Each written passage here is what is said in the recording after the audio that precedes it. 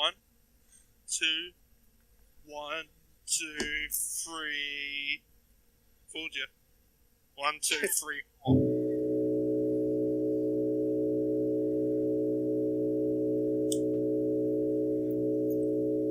This is Dissonant Waves. Wait.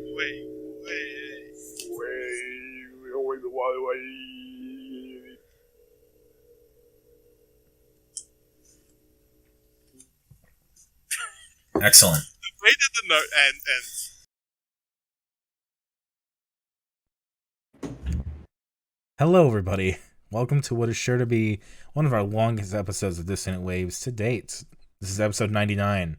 This is the real facts. This is Dominic, Ritz, and Tricks all here, all ready. God, yes. I don't know if we even want to do a proper intro here because we just kind of had to go into this. Let's just get everything out of the way really quickly, just so people know what we're listening to. I probably will put chapters in this YouTube video because there's so much. So we're gonna talk about in order because we have to, because this is the only way this is gonna do anything for us. La Dispute's Wildlife, the entire discography of Spark Alaska, Ritalin for Kids is Slythamine and Smash Desk projects, our own fucking album, Live at the Anniversary Show 2020. Raccoon Loves Cassette Runner, Home is Wearing Record Setter's Split EP, Parannoul's B-Sides EP, Donny Benét's lead piano instrumental EP, 2 projects from isonosuke, Yeah, something like that. That's enough. The 2-part single fucking thing by OK Cool from this year, the Tropical Flux Storm plus King Gizzard and the Lizard Wizard Satanic Slumber Party EP from this year, and also Julien-K's Death to Analog. And aren't we doing our own songs too? Oh yes, and we're gonna wrap up the episode by talking about the songs that we all wrote. Yes. So there's plenty to talk about. Dig in, get ready. I mostly have song fragments, and I'm not proud of what I've written. I have songs, It's fine. mostly It's fine. first drafts, second drafts, but fine. Mine are mostly first drafts, but anyway, let's get started. La Dispute's Wildlife.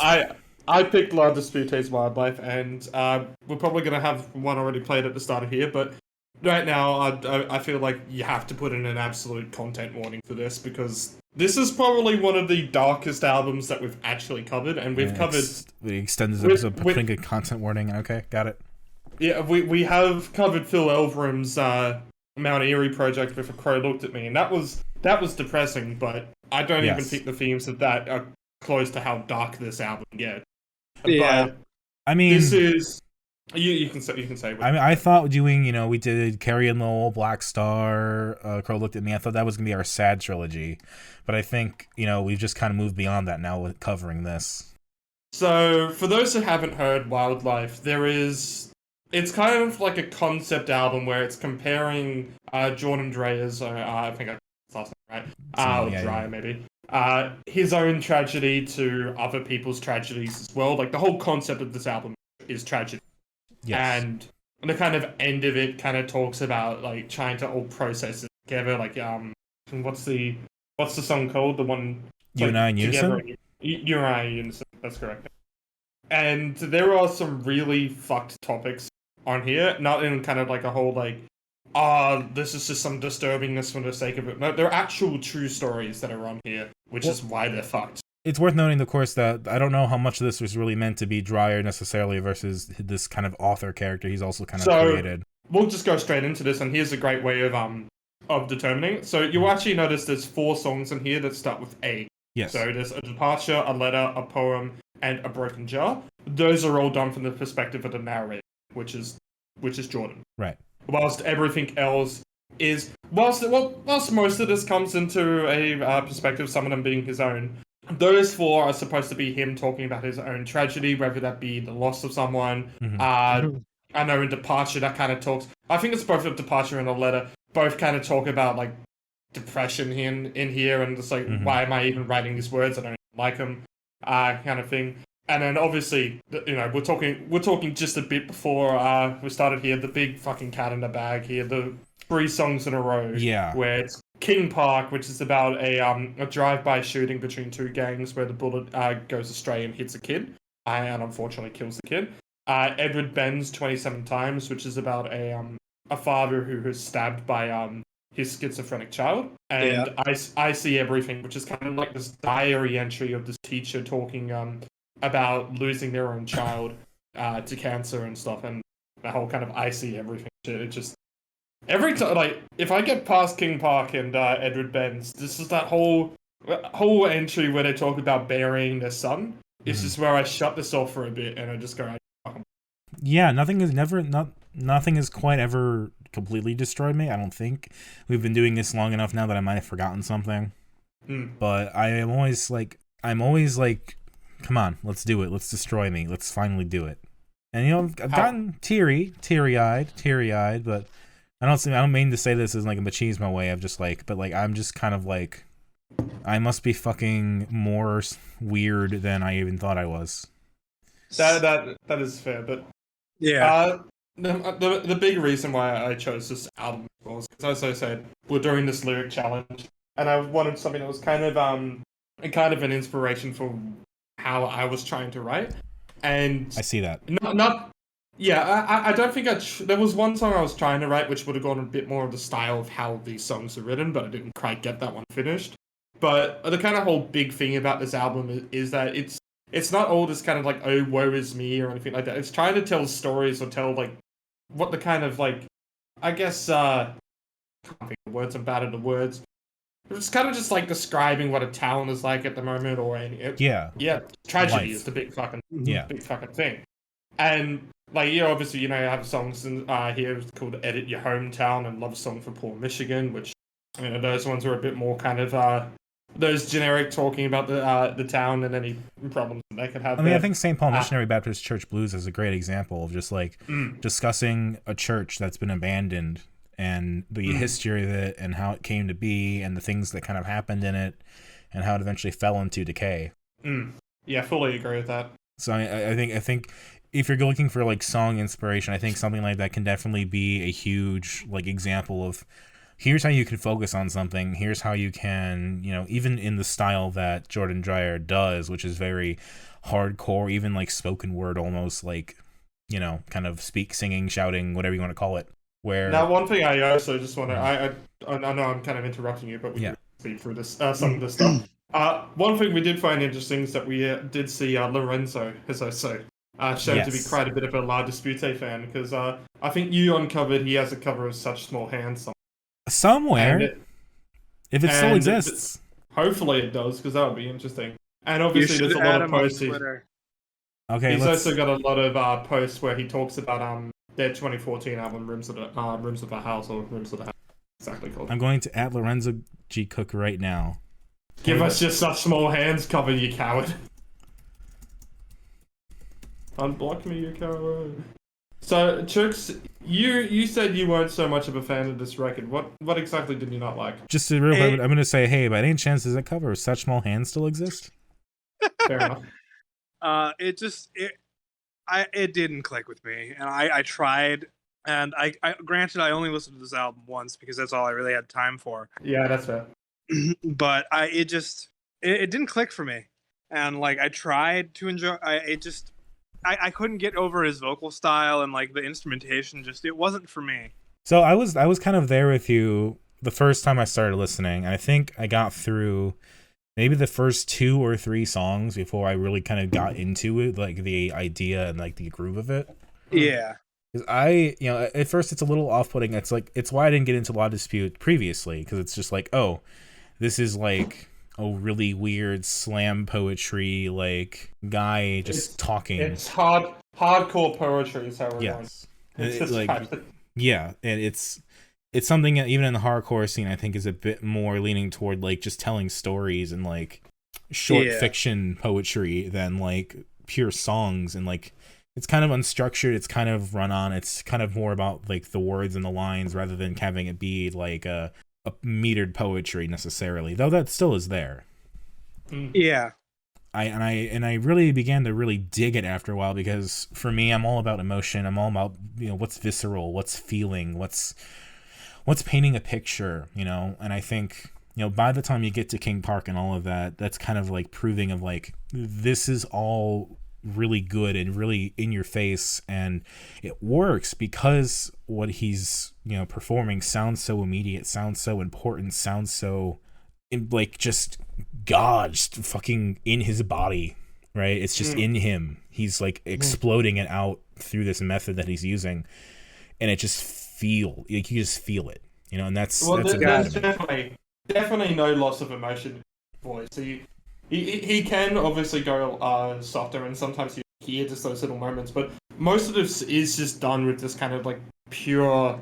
It doesn't feel like anger, despite all the shouting and the loudness to it. It sounds desperate, but it doesn't always feel like desperation. It's like a hard emotion to actually describe that he's putting out with all his vocals there. But you feel it when you listen to it. If you get that pretentiousness that I'm saying. There's an immediacy, there's a desperation, there's just a wanting to communicate what is going on. I think King Park is a really good example of that, because the whole like storytelling of it is kind of being like this, you know, like hearing about it, this shooting, and then kind of wanting to be like a ghost, like a voyeur, kind of like, I want to go back, I want to see it all, I want to remember it, I want to, you know, see every little thing.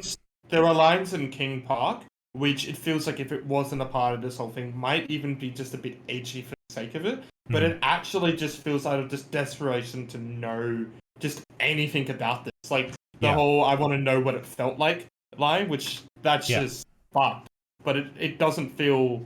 It doesn't feel like edginess. It doesn't like, I want to feel like what a bullet like. Yeah, this isn't like, this isn't some kind of like dark romance kind of shit of like, I want to feel. It's like when you cut me. No, this is like trying to just understand any of it, or just know how this was going. And straight up, I for a while on my first couple of listens, I was wondering, is King Park potentially one of the best hardcore songs ever done, or best punk songs? And now at this stage, King Park's just one of the best songs ever out there. Full stop. Interesting. It's brilliant. I like, it has all these stages to it, and every time I fucking listen to it, I'm just drawn in.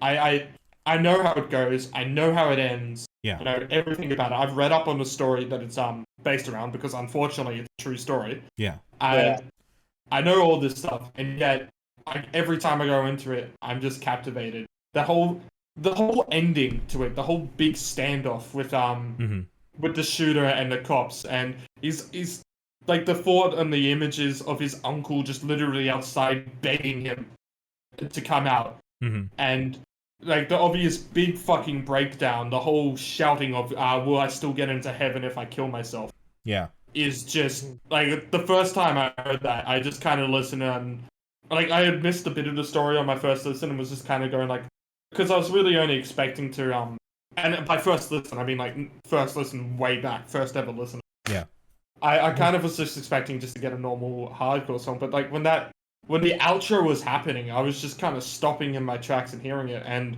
that moment just fucks with you. Oh yeah, it's powerful. Like, I hate fucking using that term powerful. It's such like a fucking like white Hallmark movie way of saying things, but it's just in your face. Like, it just grabs you by the throat, and it's just like, let's just go through this whole scene to mostly its natural conclusion, but then of course at the end he leaves it unresolved intentionally. So for those who haven't actually seen or read into the actual story behind it, the shooter did kill himself. Yeah, and that's not the important thing at all. Pretty fucked. But the thing is that he actually did say these lines beforehand as well. So these are actual true lines as well. So when you hear the story, when you find out more about the story and get, like, without context, this is incredible. And then with context, it's just like, well, there's all this darkness and stuff, and they could just be edgy here, but there's somehow a lot of respect shown to just everyone in here, but also kind of not missing any details that are important. It goes full under here, and it's kind of like it is just a full recap of the story, but it's done in this kind of, it's done in the concept of like someone who's floating around just trying to get all the missing pieces done. There are words in there where they when it talks about it's hit the kid, they say, we think that I had nothing to do with it, because they don't actually know the full context of it. No one really does, because people who do are dead at this. Yeah, I mean, for us too, at least here in America, where shootings are happening constantly, and like you hear about these scenes all the time, in the news, and like this situation, that situation, this family's grieving, this community is grieving, and this kind of like evokes a lot of that and just kind of like examines it in a really sober just way of just, here's the family grieving, here's what they're doing, they're burying their kid, how many days later, this is what the mother is doing and feeling. I feel like if you have been desensitized as well to shootings, which even in other countries and stuff, hearing about shootings that happen in America, you are a little desensitized to it as well because you hear it happens. But a song like this just removes that desensitization because you just remember everything. Yeah.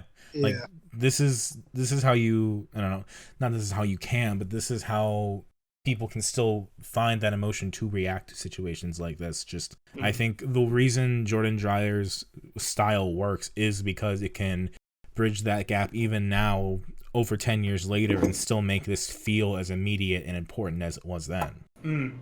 Even with all the context that has changed of constant shootings and whatnot. And going on to other songs as well, because otherwise we're stuck on for a while. I still think even though the standouts are here are the vocals and the vocal flows, which it's fucking poetry. It may as well be called that.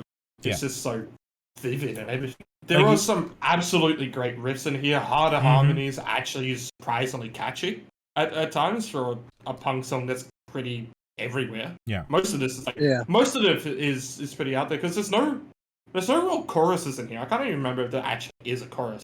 I think Harder Harmonies might have one. It might have one, but like I think it's barely got one. But the A songs kind of have us, They have a theme. They have like a kind of like a recurring kind of like sound to it, where they are actually a bit more stripped back comparingly. Yeah. Despite it obviously still being quite a grungy. Oh man, the fucking guitar tones in A Letter and a Poem are some of my favorites. I just really love those dark tones. Fucking great. Oh my god. I wish I had more to say. Yeah, that's fair. We've got enough. Obviously, when we're going into the big three here now, Edward Bends, which it just fully describes the story. The fucking, I love the ending lines. Ed, if you hear this, I think if you often, that's all I can offer. That's all I know how to give. Yeah. Which is like this kind of like it really shows that someone really wants to fucking help here and just can't. I have a couple things I want to say about this. Number one being that I think stories like this really work well because of the details that get surfaced, the details that get focused on that are not what you can consider important, but are memorable. Like the whole thing where the guy brings in the door to be worked on for the window. Like, that's not something you think about necessarily when these kinds of things happen. Like, oh, how's the door going to get to the place to get fixed and the window and yada, yada, yada. So a guy coming in with a door to get fixed and he's like, talking about how he's old and can't really do it himself and put it back anymore. That's like a really good way to hook people into a story because that's an unusual detail in a sense that you don't think about. And I think that's a brilliant way to start this. It's another big thing about this album is that it's quite literal, which is another thing that when I'm talking about my lyrics and how I've been inspired. Like, metaphors are fine. I like songs that have metaphors. I like the Wombats, and obviously if you look into people who love to give an insult to the Wombats, and I think it's a fair one to give, they love to call the songwriter Murph Metaphor Murphy, because he does quite a bit of it, and sometimes they are a bit pretentious. But I still think metaphors are a great way of writing, even if they can be a bit pretentious. But nothing will beat when you can just tell a story literally. Don't give any metaphors, just tell it directly. Yeah. And you still get all this vivid and ambiguity at times as well as something like this does. Like, this isn't too ambiguous, but there are moments where it leaves it out for open. Obviously, we talked at the end of King Park, Don't Want to Know How It Ends. Kind of tries to leave some ambiguity. Here it seems like Edward Bends, I'm still confused if he's dead or if he's just injured. It seems like he's injured. Yeah, I feel like that's the case. My understanding of the story now is that, him coming into the shop is after all of this happened. Yeah, it seems like it, but it's also, I want to know, like, it could be, is this a reoccurring thing and maybe it's happening again? Because what does specifically 27 times mean? Probably got stabbed 27 times. Yeah, that's potentially, but we actually know. Or is it? Or is Ed the father? Is Ed the child? We don't exactly know that either. But the other thing that you mentioned that really made me pause for a second that I think is interesting is the trying to help somebody. It feels like he really wants to help this person, right? And what that made me think of, and I think what makes me connect with this album so much, is that Jordan here really has the same kind of immediacy and like desperation that Jeff Mangum has. Oh my god. And Jeff I can Mangum's, see that, yeah. And Jeff Mangum's whole thing is about like wanting to help people with his music and like making songs to inspire, like just get people through something or really try to make it better for them, right? What if Jordan Dreyer read Anne Frank's diary? But I think that is the connection to me, is that there is this desperation to do something with this music that is beyond just making an album. There is a belief that these songs can like go beyond and help people grieve or process trauma or do something, or just even help himself kind of rid himself of this story, of this memory, and kind of put it out there in the world so he doesn't have to think about it as much. And I don't know, I find the connection to that with like what I've heard and read about Jeff Mangum's kind of like wanting to do with Neutral Milk Hotel. I don't know what gets you to this place. I don't know what gets certain artists to this desperation point, you know, if it's like mental health or whatever, but it produces really good music. Yeah. Now, one recurring theme that we've had over the past 100 episodes has been me and rating albums, and usually we've had a bit of a talk about what I consider a 10. Yeah. And I talked about usually it takes time for me sometimes, and I think I'm just going to do this now. I had this rated as a 9 going in before this episode, a very, very strong 9. But I can't think of anything I don't like about this. I mean, I have to... It's weird because, like, the Mount Eerie album, sometimes I just have to stop for a mental break. But I feel like there's actually parts of the Mount Eerie album, albeit small, which I'm somewhat not as keen on. Sure. I think this is your 10. Another 10 for you. I think this is the 10. So I'm not there yet. I've only listened to this 3 or 4 times for real. Yeah, I've had a couple years. Yeah. So it's so only like this week. Yeah. This is my first time really listening to La Dispute. Yeah. And like that whole second half of the album, pretty much fantastic. I'm still working on the first half. Like, where does that sit for me? The first half definitely does come back. So yeah. So like, So there's a lot for me to still consider with it, but I understand. Like, it's so weird to me that this era, you know, like when I was on like Tumblr and like the 2011, 2012, you know, that era of like high school and friends listening to like La Dispute, you know, it's like I, for the most part, assumed La Dispute was like hardcore, but like more of like stereotypical sad emo like romance songs and fucking somewhere between the Vega and the Altar, I believe it is, or the Altair. I can't remember how it exactly is. But that one I still go back to and think, okay, there are some great songs in Eve, but even the songs I like on here, they are a little bit too like where we time. And so I'm just thinking about like my friends popping off to King Park over here, and I just have like the completely wrong idea of what they're listening to, and also just like, my God, they're in fucking high school and this is coming out, and they're just like eating this up. Like I just want to know what that's like to be like in high school when this came out. I want to know what it felt like. Yeah, I was in high school when this came out, and I want to know what it felt like to be a fan of this when you were in high school and this comes out. And this is like everything. This is like a whole new revelation in a sense of that. I feel like if you actually did listen to this in high school, I would not have been the one to... You would what? I felt like if you listened to this properly in high school, I would not have been the one to bring this podcast. No. Doubtful. Yeah. Oh, God. Like, Lorenzo and I are the same age. He talks about it. You know, if you do the searching, and he talks about La Dispute a couple times, and I'm sure Wildlife was a huge deal to him, too. I would have to imagine. I'm assuming, right? But, God, to be in music, even as, like, a teenager at that time, like... The more I'm thinking about it, the more this just seems like a really unique, groundbreaking record. Which, Trix, I know you're not a fan of, which is fine. I probably just need to listen to it more.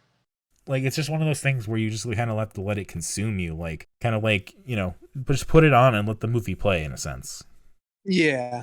100%. Like, I remember I put this on whilst I was just going up the hill to the Asian supermarket, because I just frozen dumplings. And then just on the way back, and I see everything plays, and I'm just there standing there with grocery bags in my hands, just like, fuck. Yeah, I was in like an hour-long traffic jam today, and I was playing this while I was like waiting, and it's just like, man, this is like a weird vibe to have right now. Yeah. And then it's like I see like the overturned car on the freeway, just fucking. It's like, damn, this is some real dark shit. Damn, this would make a good La Dispute. Yeah, I've been also watching like a bunch of fucking like abandoned video, like Instagram reels and TikToks and shit. You know, like this house was abandoned and all the stuff was left behind. You know, and I'm like, God, this fits right in with all of that too. Like, kind of like the stories that you could tell with those kinds of places. Now, I don't want to rush this, but we spent around half an hour on this alone. Just between us two. Fully expected this. fully expected. Now, I'm going to admit this, Dominic, as well. I actually don't have any other La Dispute album planned to ever cover.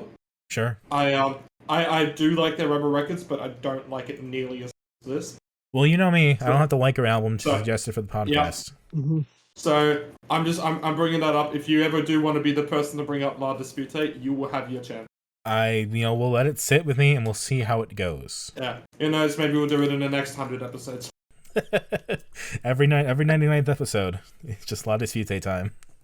Until then, though, let's give our favorites and least favorites. And I'm going to just make an assumption here, Dominic, that we're going to both agree the King Park to I See Everything trio is by far the favorite. Yes, I'm going to give you A Poem to a Broken Jar is the favorite. I'm going to one-up you there. I go for The Most Beautiful Bit of Fruit to it. Okay. That's probably the song I remember the least. Though I know it's about like sexuality and stuff and exploring and all of that, and that's interesting. And I should listen to it more. But like that's just everything else after it is so good and so just immediate that's the one that gets lost for me a little bit. And sure. I can't give you a least favorite when I'm telling you that I'm about to put it as a 10, so... Yeah, I don't really have anything that sticks out as a least favorite. Trix, do you have anything to say, like or dislike? No, I did not listen to this album enough to be able to tell you anything. It combined with all the other shit I had to listen to. It's alright, you had to talk mostly about the next one. Yes. Yes. You've listened to a lot of Spark Alaska, the project before Petite League that Lorenzo G. Cook has been in. Lorenzo... You can really tell when he goes into the proto Petite League mode on the songs like that bonus track off of Loneliest Summer. Yeah, Loneliest Summer. That is like something off of Slugger. Now for something completely different. Yeah. So who would have thought that completely different would be his bread and butter now? So here's the thing. I did my research. I was really digging as deep as I could into like the Spark Alaska Facebook page, some of Lorenzo's Tumblr stuff, just really trying to get a better sense of what this project is. And as far as I can tell, this predates everything. This is even before Throw Television, technically. Like this is like freshman year of high school, his like solo project, from what I understand. And we are missing, whatever he put out in like that first 4 or 5 years. Like I found the one song, Midsummer or Midfall, Not Sure Teenager, something like that it's called. And that was an interesting cut to listen to. We'll have to expand on that more eventually, perhaps in a different episode. But where we stand right now is kind of around the point where he was trying to take Spark Alaska somewhere post Throw Television into like doing actual like singles on Bandcamp and releasing albums and EPs and that kind of thing. But I think for the longest time, though, what Spark Alaska was those first couple songs. In Miles and in Mine, Take It Easy Tiger, that kind of style. Yeah. Which, for me personally, I really like those songs. I think those are my favorite Spark Alaska songs. Yeah. I really like those two singles, are like, especially now that fucking Take It Easy Tiger has the same guitar riff basically as Bread's song. Mm-hmm. Like that just fucking throws me a little bit. Yeah, Black Country New Road should have gotten Lorenzo as single. It should have just gotten him as a credit, just like fucking we just fucking took this track from something you never thought anyone would hear, but here it is. No, so when did you first dig into Spark Alaska, Trix? When I stumbled upon his YouTube channel and I looked back and I'm like, oh, Spark Alaska must have been his project before Petite League, and I never listened into it until this week. Really? Yeah. I started listening into it probably after we met him. Wow. Like really digging into it because I was very curious, like what happened before Petite League. Because Petite League, I think Slugger sounds like a first album. Like it sounds like the beginnings of a project. Yeah. And you got to think too, from what I was gathering, it seems like the very origins of Petite League probably stem 2013, 2014. So that was all happening around the time that this all was coming out. This starts in like 2012, 2013 and goes through 2014. And so I'm thinking, is stuff like Loneliest Summer really like a proto Petite League track? Is that kind of like where that came from? It really, really feels like it. Yeah. Just to put it out there, everything we listen to for this is In Miles and In Mind single, Take It Easy Tiger single, Feel the Flower single, the EP Transatlantic Waves, Everything You Know Is Changing But It'll Pass is the first album, then there's a single You Become My Sleep Schedule, and then the final Spark Alaska album, Longest Winter, which, doing the math, Longest Winter came out in May of 2014. According to Spotify, it came out in 2017 because it took that long to put it on there. Yes. Yeah, that was also a saga on his Facebook page. Like, this got updated to Spotify. But May 2014 to like October 2015, I think, is when Slugger came out. Yeah. So that's a good year and a half. I want to put it out that I expected to just really not care about the Spark Alaska, and I ended up kind of liking a couple songs. I mean, not that much changed. I think newer Petite League, especially Joyrado, is the absolute peak of Lorenzo's output so far. Everything else has been pretty inconsistent, but has sometimes been songs. I think Spark Alaska actually has some really good acoustic songs. I actually like Aloe Vera is the one you keep talking about. No, not Aloe Vera is the one I keep talking about. Cleveland is for Leaving. Oh, interesting. That's a good one. Yeah. I like that one. I like the single You've Become My Sleep Schedule as well. That one was just very kind of nice and chill. Mm-hmm. Yes, Aloe Vera I think is actually a really good song. I wouldn't put it in like number one or something this week or anything for best songs, or maybe not even anywhere. With King Park and everything, it's hard to really make an argument, right? Probably not even. There's a shit ton of songs this week that I like, but it's like a proto Naked, and Naked is by far my favorite Petite League. I think it has this child. I think Lorenzo's peak is when he has this childlike innocence to his instrumentation, but also does a pretty mature topic that he's talking about it. Whether that mostly it is just heartbreak stuff that he is, but he approaches it in a mature way, but has this kind of like childlike innocence to it. To the song, which I think that's when he peaks, because the breakup song in this case doesn't seem petty in a way that it's not supposed to be. It just seems very reflective in an honest way, and when he has these instrumentations, and I like that. There are a lot of breakup songs out there which are afraid to be that kind of honest or have this kind of feel to it. Yeah. You don't always have to have this fucking like, I hate you or anything like that. There is no hate in it. No. It's just very reflective, and it is sad. He's kind of like, okay, well, we're moving on kind of thing in it. Like, don't lose any sleep over me. I mean, that's the thing. That's the thing to keep in mind is, like, in this era, Lorenzo was like a Tumblr e-boy, right? Like, he was like sad and like online and had like the long hair and everything, and was making like really sad acoustic songs. That was kind of the vibe. Yeah. And, for 2012, 2013, as a lot of this was kind of coming up and like modern indie on Bandcamp was really becoming a thing, I think, obviously just a kid and an acoustic guitar is not like an original concept, but there's something to this project that I think is wholesome, like you kind of said, or just unique or special to me, or like just even just to like the vibes that I like about it, or just it feels different than just like giving some random person a guitar who's like a decent songwriter and like letting them go and do whatever they want, right? I don't know, there's something about this that I find interesting. Like, he's 18, 19, whatever, but he's putting out complete albums. He's putting out albums that have like concepts and themes and thoughts behind it, and he's just kind of doing it mostly by himself. Yeah. And to me, like, Petite League is one thing. I like Petite League, but I also think that, with this kind of in mind, Petite League is kind of like a facade in a way, like a face, like the rock face of Lorenzo that he's putting on to like explore a lot of these topics, where this is like perhaps a different face, perhaps this is the more genuine version, who knows.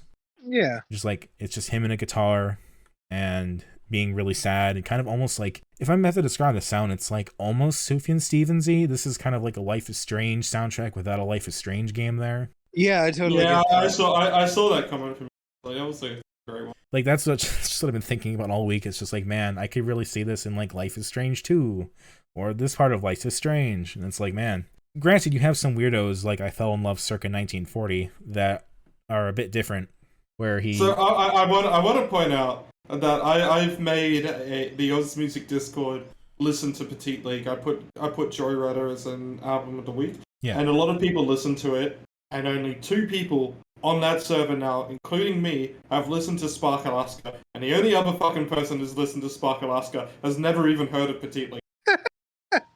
I don't fucking get it. You know, That's kind of hilarious. But Spark Alaska has like a following. It has like... It was a very specific time and place of like, you know, sad teens on Tumblr who were getting into music. I checked out their last FM to see what songs, and it was one in 2020 and one in 2021 with their listens, and it was both the Fell in Love in circa 1940. What a weird one to choose. I must have been in a playlist or something. Yeah. Because they said they don't even know who the fuck they are. It must have been on a playlist and didn't skip it pretty much.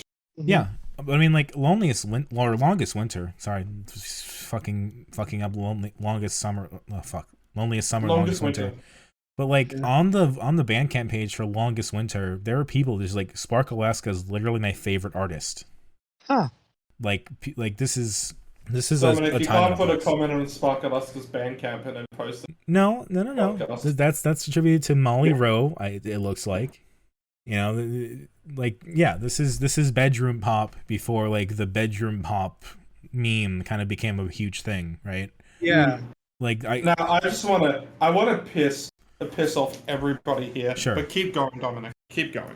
I just find like I like that this part of Lorenzo exists and that we can examine this and talk about this, because I think it really shapes him as an artist and really kind of fills in some of the lines of like, you know, what else can he do? Who else is he? And like you can even trace back some of the things that I like about Petite League albums. Like one of my favorite Petite League songs is Ghost 1998, right? Yeah. And you have like certain parts like House Sounds, and Longest Winter is kind of a proto version of that, where it's just an archival recording of him on like Christmas or something as a kid. Mm-hmm.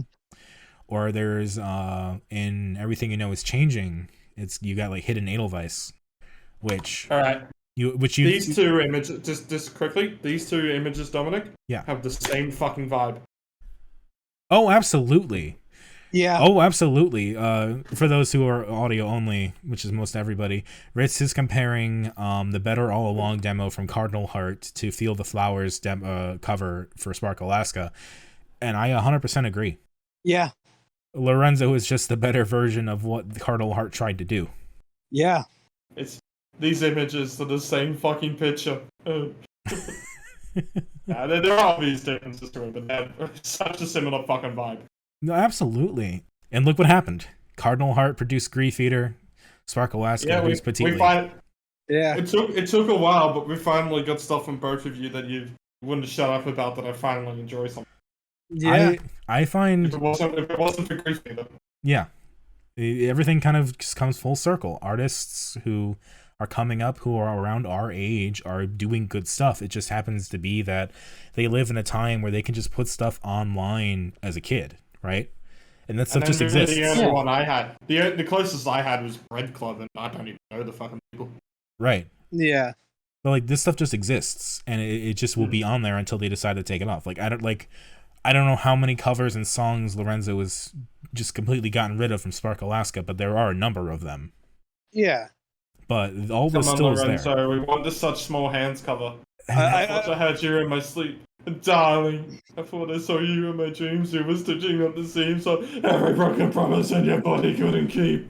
I would like to take a second to point out that sometime last year, the official Twilight Twitter account put one of Spark Alaska's songs on a fake playlist that was like reading out the scene of when Edward admits he's a vampire. Yeah. Which that was kind of surreal. Which song was it again? If it wasn't how Aloe old are Vera, you? Oh, damn how it. old are you? Okay. Yeah. I've put Aloe Vera in a playlist called songs that will blow up when it's eventually used in some indie movie that gets popular for no reason, and we will hold that to account.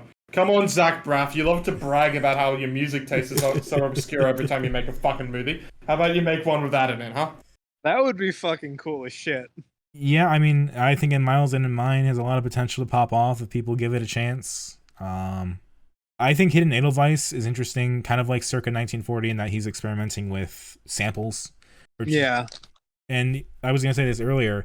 I thought that Hidden Edelweiss was him singing as a child. And it's not. It's actually his cousin that he just recorded doing it. Which I think is funny, given that I would just expect that because of other songs he's done since then that have included him as a child. Yeah. But, 10-speed bike also. Now that I'm thinking about it, 10-speed bike gives me huge Origami Angel vibes. So I'm going to put that on the bingo card too, Ritz. Yeah. How many artists can Dominic compare to Origami Angel in 100 episodes? Let's go. But like Origami Angel's earlier stuff kind of has that innocent childlike vibe too, if we're going to go into it. Well, I mean, Origami Angels also compare, a lot of their topics they love to talk about, even if it's just kind of as a metaphorical way or just an analogy putting in there, to a lot of the media and video games played as a child. So yeah, like on Quiet Hours, they have ride our bikes to school. Yeah. So kind of the childlike innocence, kind of looking back on childhood. Ironically, I don't know if this is because of the genre or just how Lorenzo approaches it. I think Lorenzo ends up coming across more mature, even. A little. Yeah. I agree. I think I still think the songwriting's definitely improved with PT League. Oh sure, that's just happening naturally. Yeah, and even with that, I think like whilst I like Aloe Vera, it was still all done better. No, absolutely. And I think there's also an element of like he's including his family more in Spark Alaska. Like both album covers are his brother Julien. Yeah. Like that's not something you really see in Petite League or anything like that. That's more of like a complete image on its own.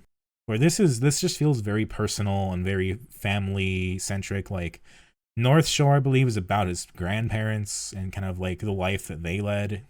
I think Cleveland is for Leaving is a pretty obvious example, even just like listening to the lyrics of like he just seems to be like just throwing questions at his mom. Like, what was it like in high school? What was it like in Ohio? Did you dream of father? You know, that kind of stuff. Just kind of like trying to get to know your own mother better, which is an interesting song topic. Yeah. I think this is one of those artists that, because like if we did Spark Alaska first, I would have had a go at you picking rando fucking acoustic artist. Or some college boy with an acoustic guitar.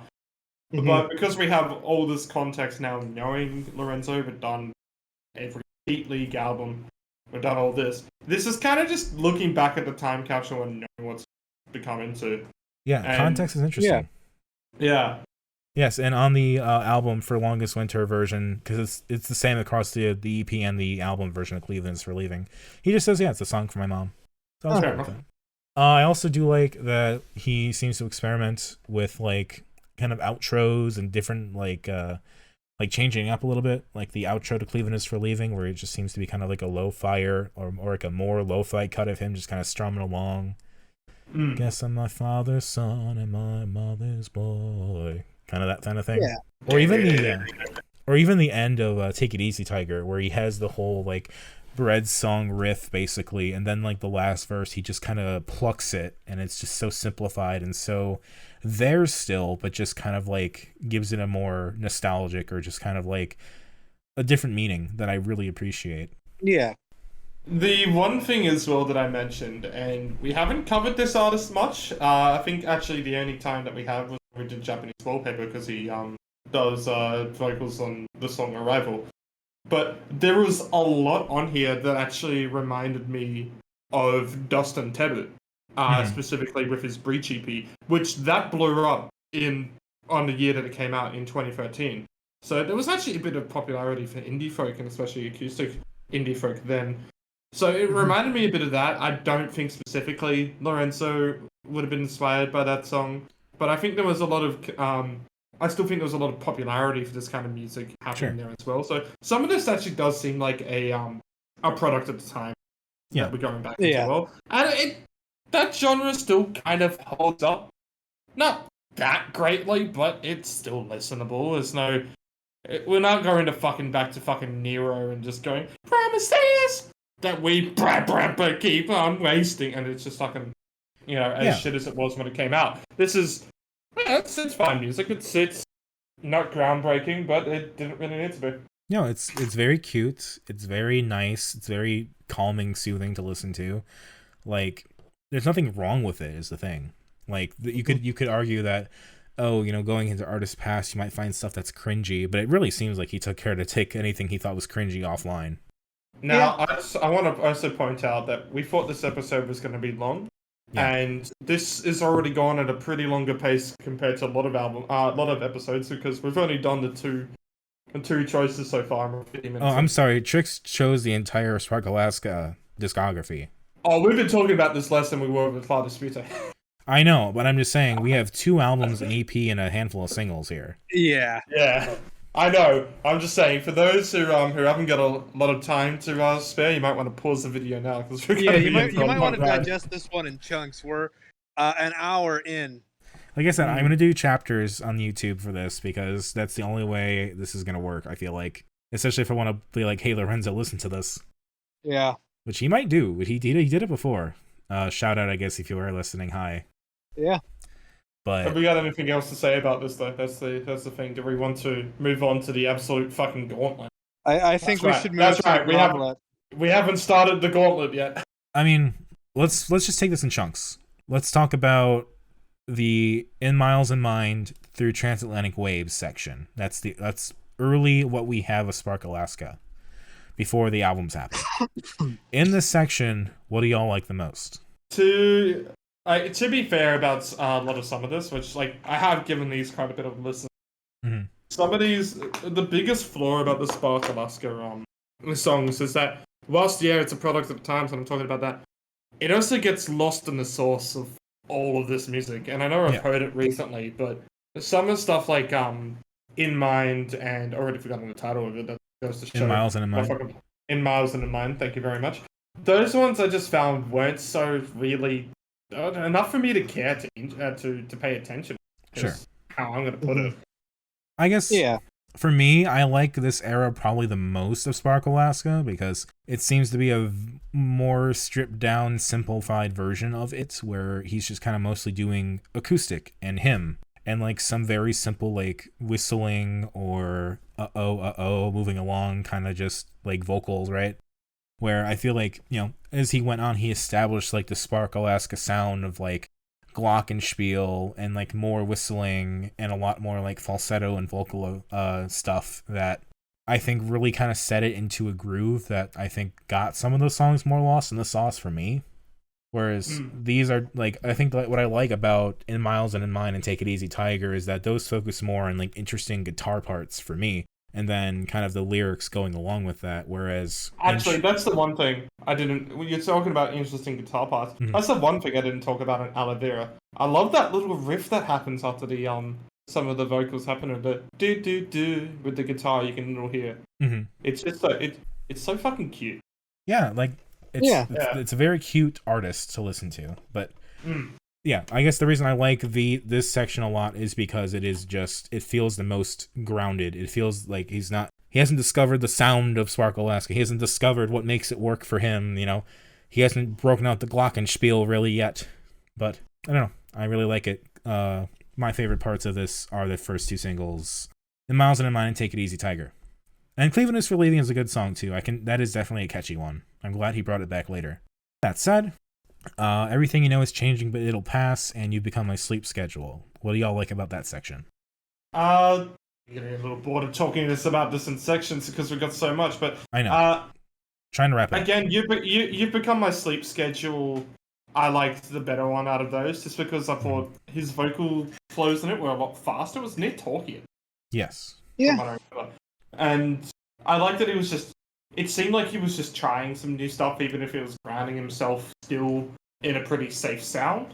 It at least shows that it's like, hey, I'm not just here to just bring out the guitar. I'm here to kind of at least learn how to do some more stuff with my sound. And it's not my favorite, but I don't think You've Become My Sleep Schedule was a standout in what was a sea of a lot of similar tracks. So I think that one at least tried something different and I think, to stand out. Yeah. And I think he trying other stuff. Like I think the oddball for me is Fell in Love circa 1940, because the whole Dwight Eisenhower sample is a bit much for me personally. Like I get World War II might be cool, but it's a lot to take in of like trying to do like a PTSD war song. And granted, he does do some interesting lines in that, talking about like, you know, the voices I'm hearing are like the friends that died too soon, that kind of stuff. I do think is interesting, but I think it gets buried in just the absolute capitulation to Dwight D. Eisenhower. I think Hidden Nail Vice is also pretty cute. And then kind of doing Loneliest Summer is like a little bonus thing. I do like that as well. Trix, do you think specific you want to talk about with that section? I just really like Loneliest Summer, and it's a really good like just prototype of the Petite League sound. Sure. Fair enough. And I guess I wanted to talk about Longest Winter separately, because this is the one that feels the most developed. This is like the bridge to Petite League. Yeah, this is the best of the Spark Alaska works. As you said, yes, it starts to go a bit more into a lo-fi sound, but also goes into that childlike innocence, which I actually think it didn't really bring out properly until Joyrider. I know there's quite a bit of it on Trix's favorite album. What is that fucking called again? Rattler? Rips One Into the Night. Rips One Into the Night, yes. Rips One Into the Night, thank you. Because I know in stuff like Ghost 1993 or whatever. 1998. 1998, see. Yeah, should have remembered that one. I know I wasn't so keen on it then, because I didn't think it was executed all that well. But yeah, he starts to bring a sound that actually becomes a staple completely. You're not correct. And I think that's what makes us. Maybe you might say it's like, hey, it's the most familiar, so that's why we like it the most. But it's actually because it is the most inventive out of all the Spark Alaska stuff. Yeah. I like kind of looking at this bridge into Petite League and, you know, like what comes back, what gets added to it. I think that's a really interesting way to look at it. Shout out to Mannequins and 7th Street. He covered the song Sophia. You know, surprise covers are kind of everywhere this episode, it seems like. Yeah. I don't know what my favorite song off this album is, actually. I do like kind of the ambition he was going for with Portuguese voices, which was kind of like finding a place as like a happy place or something like that, like a mental break from everything around you that's you think is calming. Longest Winter since '93 is kind of cool too, I guess. I also just like house sounds, because I just kind of like that connection to Ghost 1998, but this is the one for me that I just don't have as much to say. Except, you know, Red Thread has some actual drums because Ruben Waxing was there. That's cool. Yeah. I think Kevin from Petite League might have gotten involved around this point, maybe. I can't remember. But anything else to say about Spark Alaska? Any least favorite songs? There's no specific least favorites, because you're kind of just going like, well, everything else that's forgettable, I guess, is the least favorite on here. And there's all the stuff that we haven't really properly talked about is kind of the least favorite on here. I mean, yeah, I'm actually not that big on I Fell in Love circa 1940, but I do agree, at least it was trying a bit with the lyric writing on there. I don't know, maybe I'm not a big one on fucking Little Ears. Maybe the opening to Longest Winter. I can't remember how it goes. Maybe that's my least favorite. Maybe it's 10-speed bike. Maybe it's one of those, huh? Maybe. It's hard to get a least favorite when there are standout songs, but the rest is just there. Absolutely. Yeah. It all creates part of the sound, but only a few songs end up standing out for each part of it. Yeah. I'd like to highlight Red Thread with Ruben Waxwing. Yeah. I quite enjoyed that. And Aloe Vera again. Yeah, that one's... I'm pretty sure that's the song that has the loose glockenspiel, which kind of annoyed me a little bit. It is, but I think it works. Okay. Because, like, the glockenspiel is quite a bit for me. Like, when it becomes, like, part of the thing, like, it's either glockenspiel or he does, like, the slap claps, you know? or Yeah. and it's like, okay, you know, I'm not expecting exact tightness, but yeah. Otherwise, it's a good song. He does apologize on Bandcamp for not including a French song. Funny enough. Yeah, I just noticed that. Speaking of good songs, we're about to do something that has no good songs. All right, we have ended the contributions by Ritz and Tricks to this episode in terms of what they chose. However, before we get too deep in this, there's just something I would like to wholeheartedly say to Ritz before we get started. yes. There was one thing I want to say to Tricks before we get started, though. Okay. Okay. Thank you. And I just want to say a wholehearted fuck you, and I'm doing Shaky Grave sooner because of this. Because we did more Riddle for Kids stuff? No, because he's the reason we had the all fucking 10 of these albums. Yeah, so I had a little thing where I was like, hey everybody, I have a list of stuff. We're gonna choose from it. We're all gonna pick a number. It's gonna be real fun. And Ritz was like, nah, do all of it. And I have no regrets. Yeah. I have some regrets. I don't know if that picked up, but I just cracked a Red Bull. Okay. Fair enough. I'm not gonna lie, my whole week was making sure I listened to all of this enough and got enough notes done. I filled like half a notebook. A new notebook. It was great. It was great that 3 of them I made. So. Yes. Yeah. So let's dig into it now. Let's go with the thing that was number 1 on my list, which was the continuation from the Desk Slam and Fun stuff, the Slythamine EP, and Smash Desk, the compilation of unused stuff that he put out. Yes, Yeah. fuck yeah, fucking Slythamine, yes, fucking Smash Desk, fucking can't breathe into this harmonica anymore, it's that shit. Keep in mind, I think I'm gonna start and end this episode with tracks and Dissonant Waves, so the people, you'll hear that. But in the meantime, we're gonna talk about these 2 projects. Yeah. How much do you hate me? Jesus Christ. Yeah, that's about right. So I think I don't That's also know. my name. I don't know what you mean by Domino's favorite album. First of all, because that's a track on here. Yeah, that was one I wrote specifically after you picked Death Slamming Fun. Oh, that's fun. I appreciate that. That's a cool little action reaction moment. A song inspired by Dissonant Waves. Yeah, so Smash Desk, majority of that was demos taking, like recordings and stuff I did either before the release or during the release or something like that, so it's all just kind of like that stuff, like stuff from mic test actually onwards.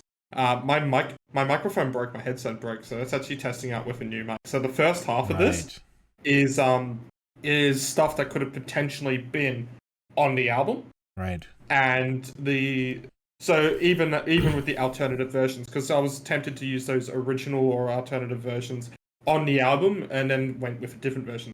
So that's why you have the $10.90 alternative mix, which is even fucking worse. Oh yeah, it's your worst song. Yeah. Death Slamming Fun with the distortion mix and the original mix with 2 different mixes I was planning on the album before I went with the one that you actually see. And then the next half of all this is just recordings and stuff I did with the new mic and testing all that stuff out. Would you call this a double album? I want to point out, and before we get there, I have 34 more songs, which some of them are isolated tracks and some of them are some different things that I've done. But there is another 30-minute compilation currently that has not been released, and when I really hate both of you, I'm going to release them. Okay. God damn it.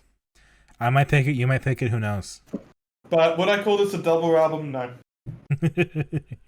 No. Damn. It's not the year of the double. Oh, well, it still is the year of the double album, but not from Riddle and for Kids. So, so would you say the alternative mix of $10.90 is worse? Yes. Yeah, that's fair. I'm going to assume that was the one where you were probably tempted to shut off this album and never pick me again. It was most of it, if I'm going to be honest. Yeah, that's fair. Honestly, I was more turned off by Slythamine EP because there really wasn't much there. I'm loving how you're going. There wasn't much there. It's like, so Smash Desk had all these concepts and stuff that you loved, huh? Actually, yes. Fucking hell. I think DSF Drum Unused. Dominic, I just want to say you've gone post. Post what? Post music. Oh. I really like DSF Drum Unused because if you look at it, it reminds me of a song from the first Health album that has a very not Alright, not exact. Let's but, go message him right now and tell him he said that. That feels like an insult to health. There's one of the tracks, don't remember which one right now, that has a very similar drum beat. Not exact, I don't think you copied it or anything, but like I didn't copy shit, I just randomly went on my fucking desk and went. I will find the track and link it later, but I'm telling you, it is similar enough that I dug even if it's an accident, I really dug it. I also like Industrial quite a bit. Industrial is actually not too bad because that one slowed down and actually made this sound like it's a fucking.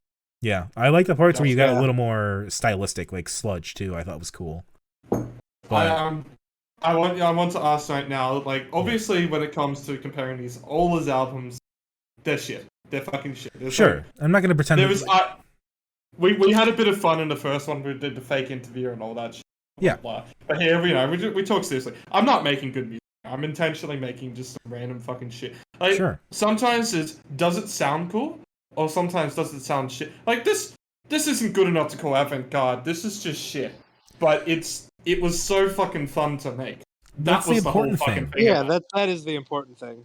That is why this was so fucking fun. That's why I like talking about it, because it was fun for you to make, and that makes you an artist like the other people we're talking about. It might not be like great or special or anything like that, but that's why I like taking it to serious to some degrees, because you enjoyed making it.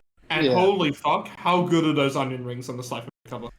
They're so disgusting. They look fucking great. They're so fucking good. The pink turns me off so much. I know, the pink's fucking good, but the actual onion rings themselves so fucking good, and those are homemade. Nice. Those look pretty fucking good, dude. Yeah. So and then, I just want to say what the Smash Desk cover is, because you probably don't actually know.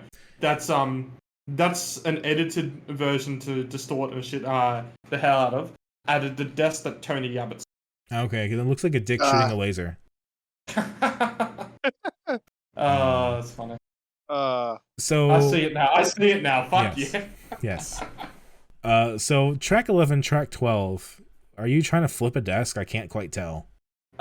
So what those actually are those are the dates of recording, but holding the shift key as Right, so we're looking at DSF _! %. So that's going to be 15th of I believe it's the 15th of, is it April? It is February.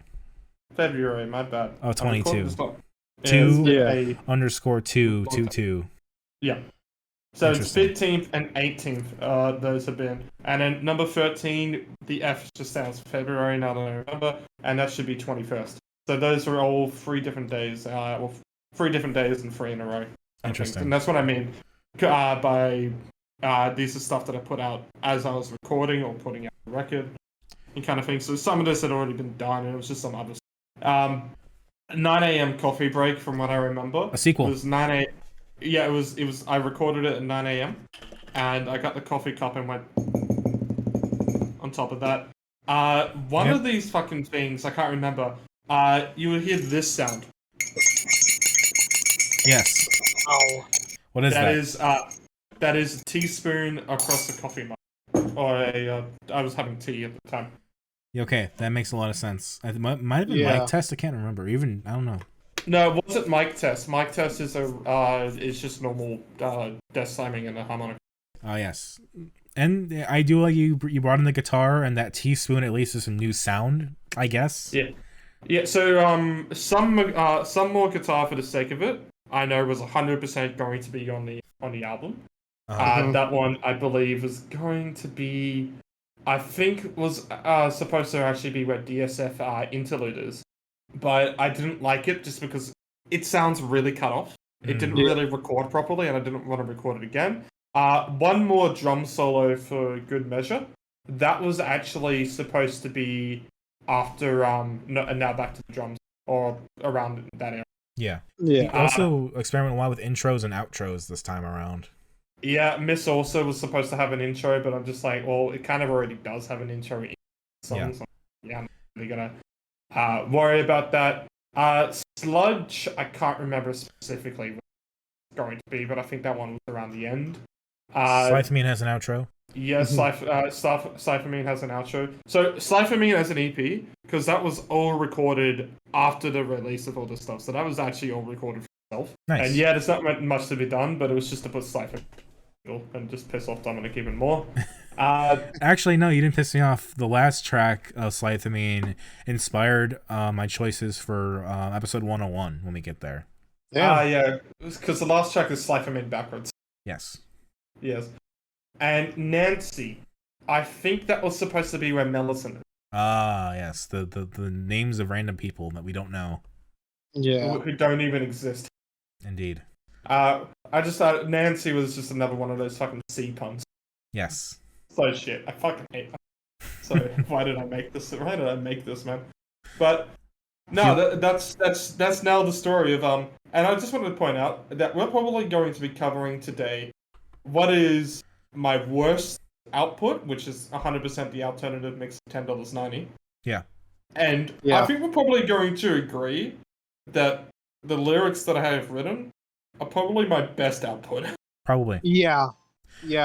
I also want to mention... Maybe meet me one day at the podcast is still better. I also want to mention, I am, so as far as I know, the only person who has bought all of this stuff from your band. I don't know why. I really don't know why. Because I want to have it. What? Why'd you do this? Why couldn't you just download it for free? I didn't want you to pay for this. Because it's fun. I spent the money you fucking paid on the first ones on the harmonica. You know what you've done? I caused this to happen. This is all my fault. This is all your fault, Dom.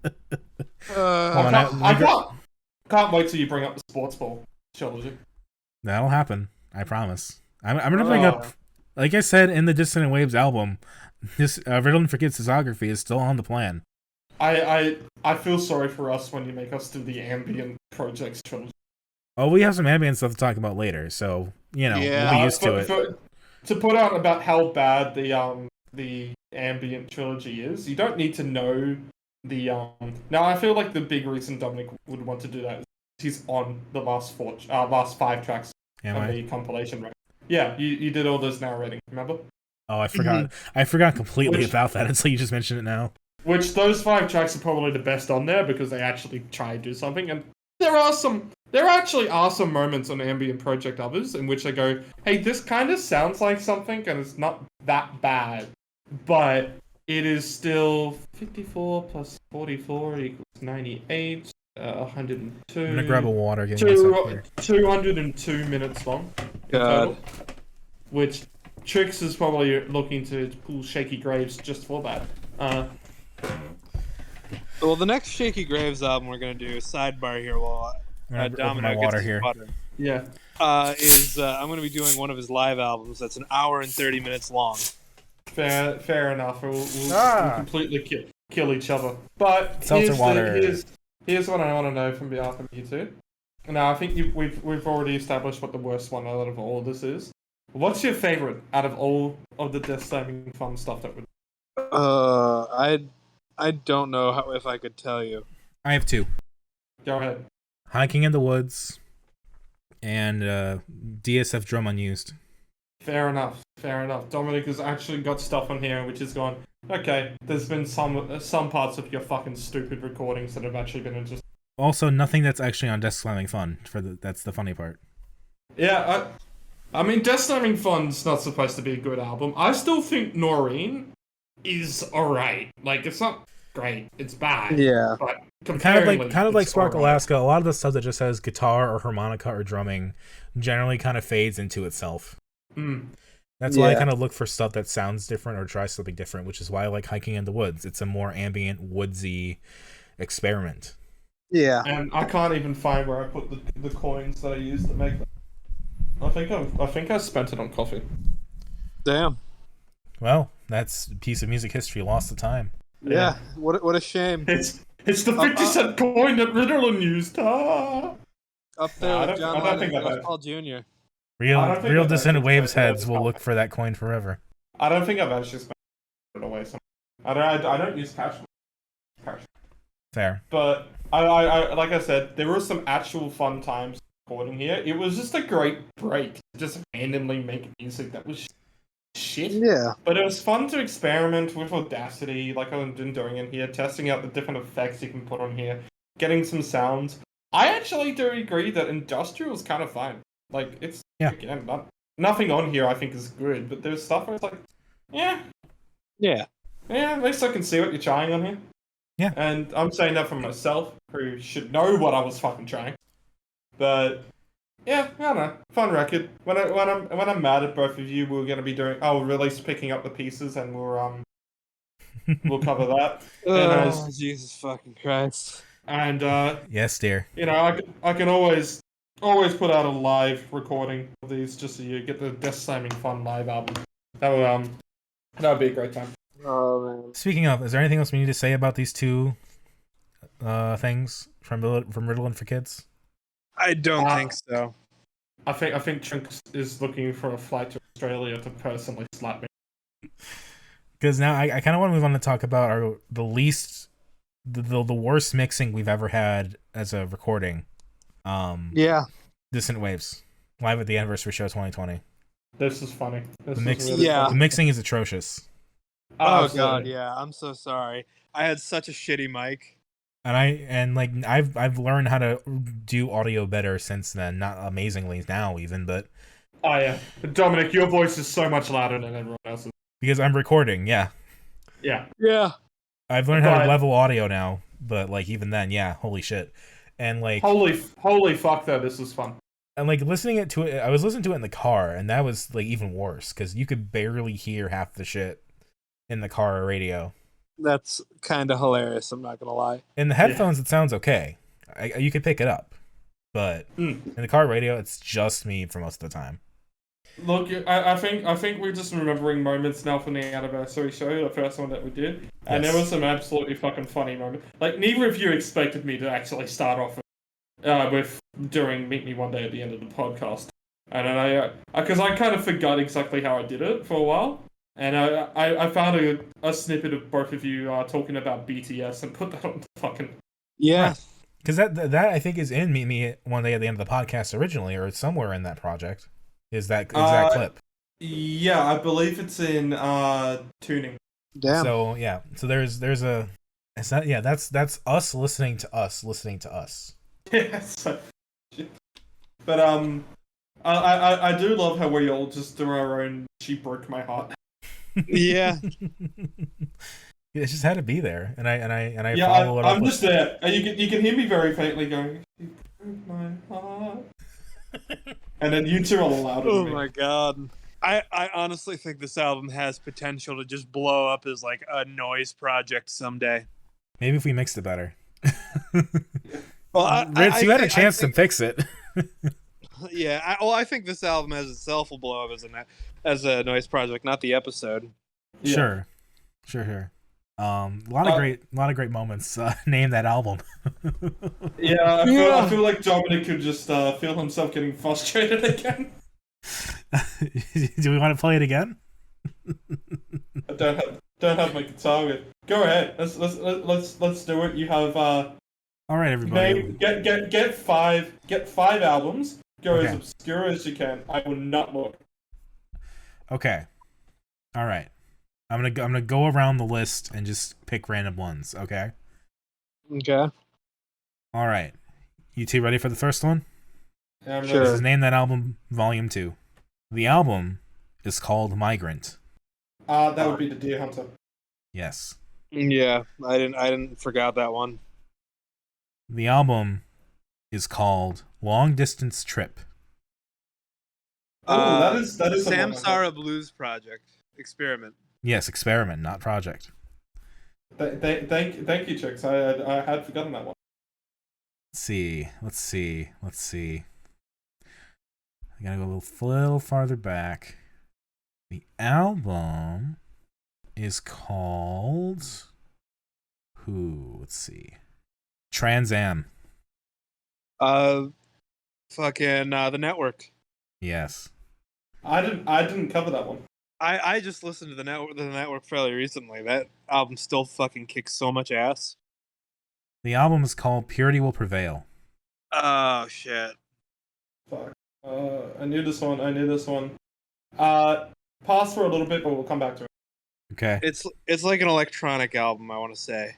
Yeah, I think you're right. All right. Maybe I finally won one. We'll see. Yeah, The you're going album- to, I think.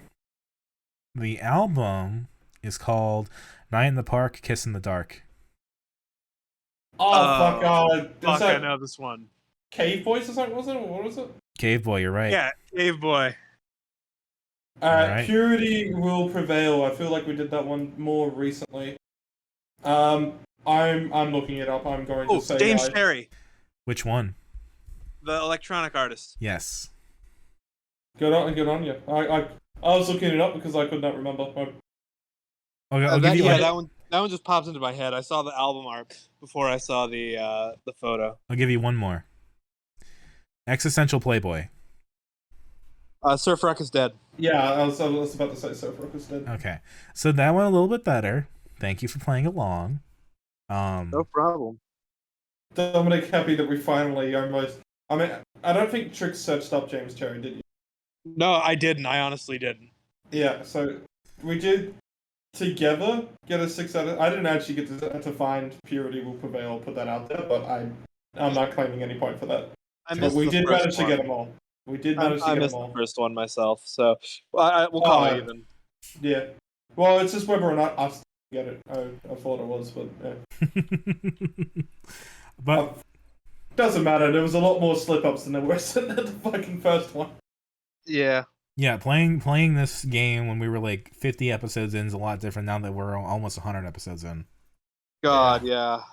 Now, going back into the Dissonant Waves one, we actually just have a lot of random fucking banter that happened at the end of here. Yes. I liked how chaotic the first anniversary show got. Unfortunately, it got a little bit too chaotic at the end, but water under the bridge. Yeah. But I do love the shit posts that I'm putting on here. The fucking I put on 2 ones that made you both just laugh completely. It was oh god, hold on.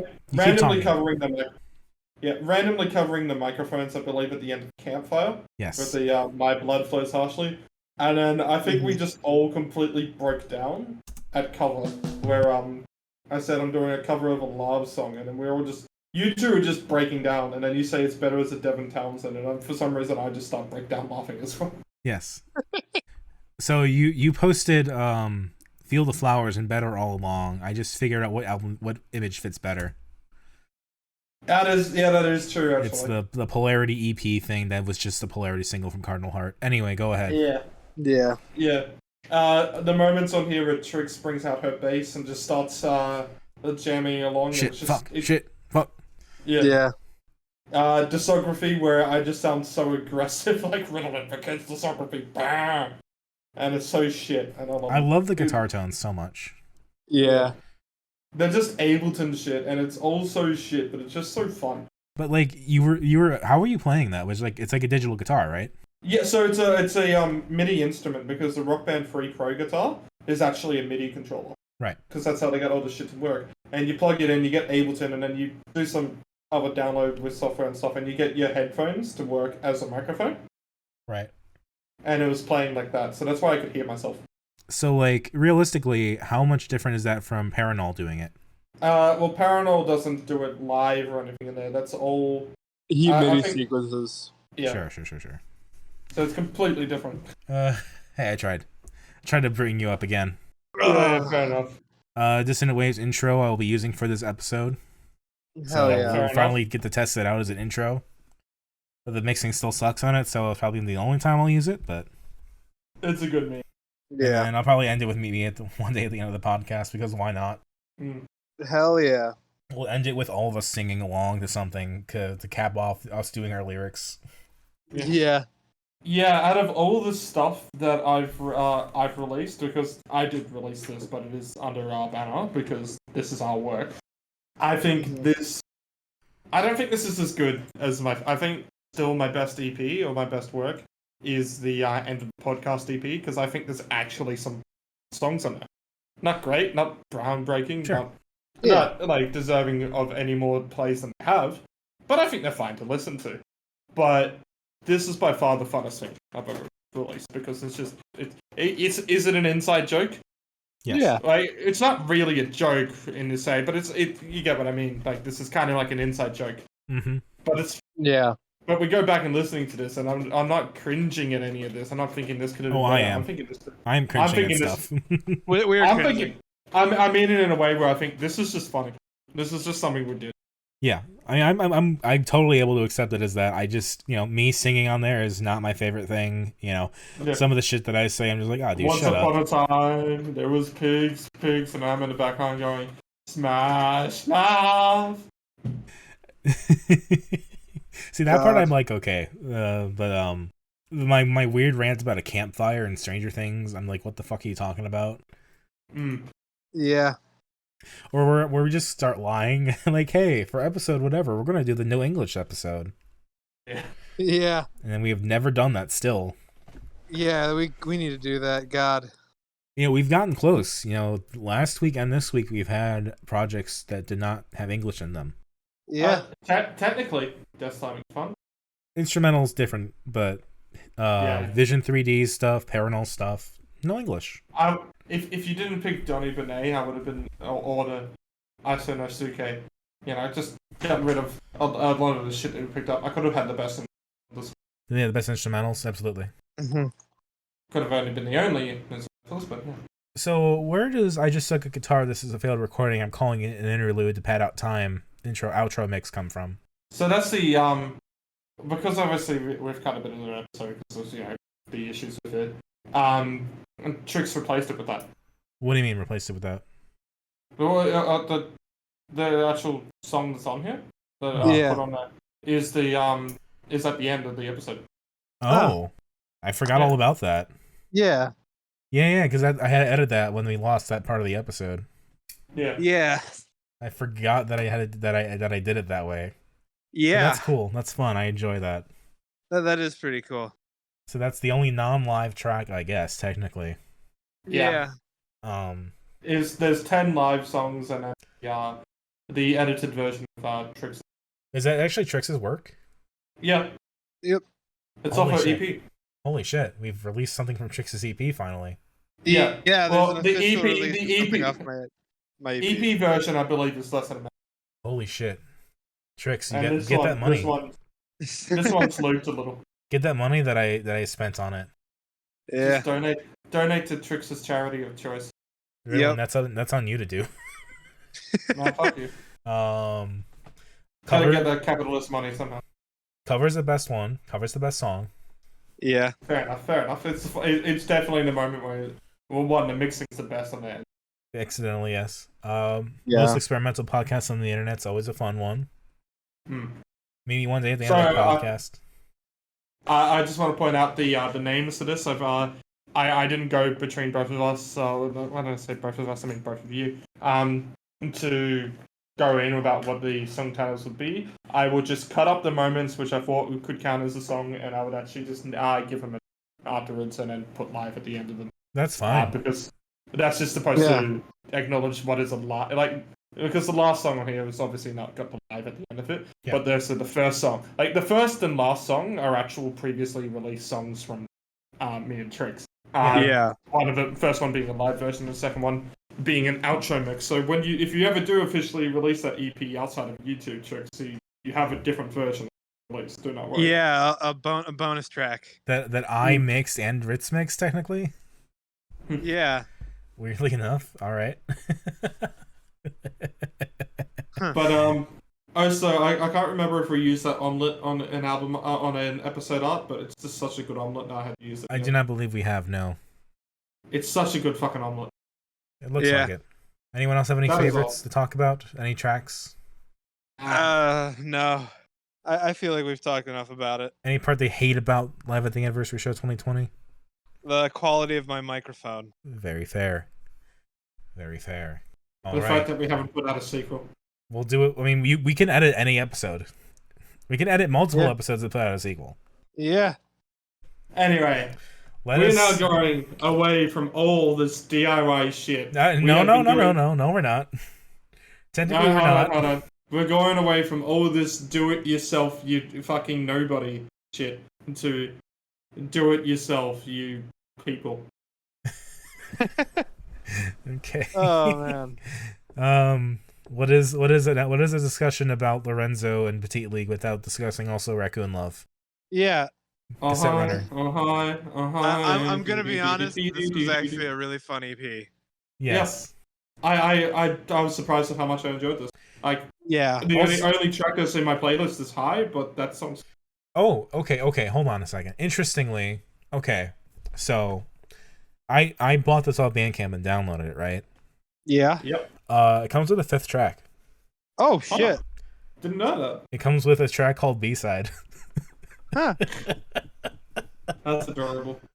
So I Didn't know that. If I knew that, I would have listened to it. yeah. So that is a song that exists. I'll put it in the chat or something. We can all listen to it and have fun with that.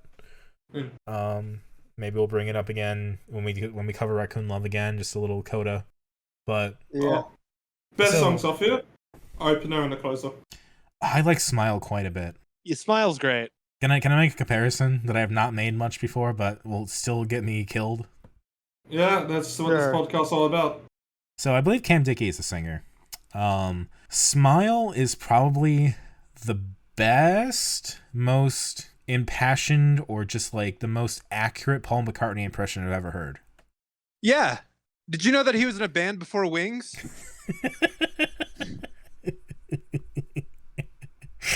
I'm so sorry. How many times you gotta make that joke, huh? As many times as I fucking can. It's my favorite joke.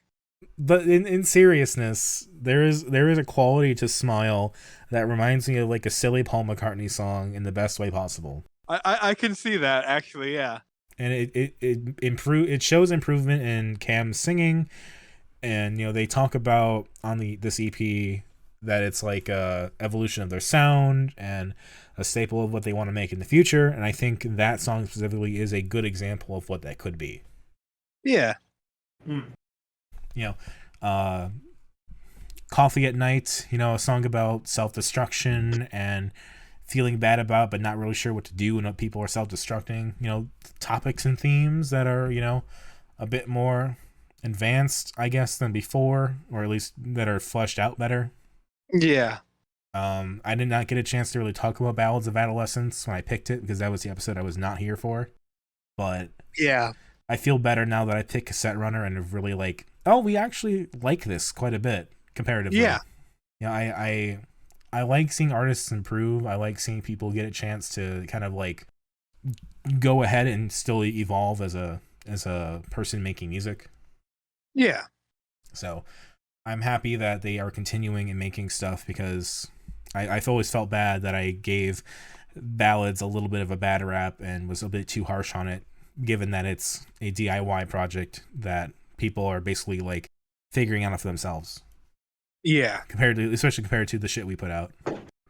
Yeah. I mean, I was obviously because you brought up Raccoon Love quite a long time ago. I was actually aware of this album when it came out, and I gave it a listen. Oh, I don't know. I said album. It's an EP. I gave it a listen, and I've actually given High quite a lot of listens because I think that one, I don't know if that's gonna be one of those ones that by the end of the year I have on any lists or anything like that. Only time will tell. Mm-hmm. I would be surprised if it misses out on the 200 completely for me because it's got enough of plays to be in my rotation for that. I think it's just really cute, really catchy. I know it's very minimalistic as well, but I think they make good work with that.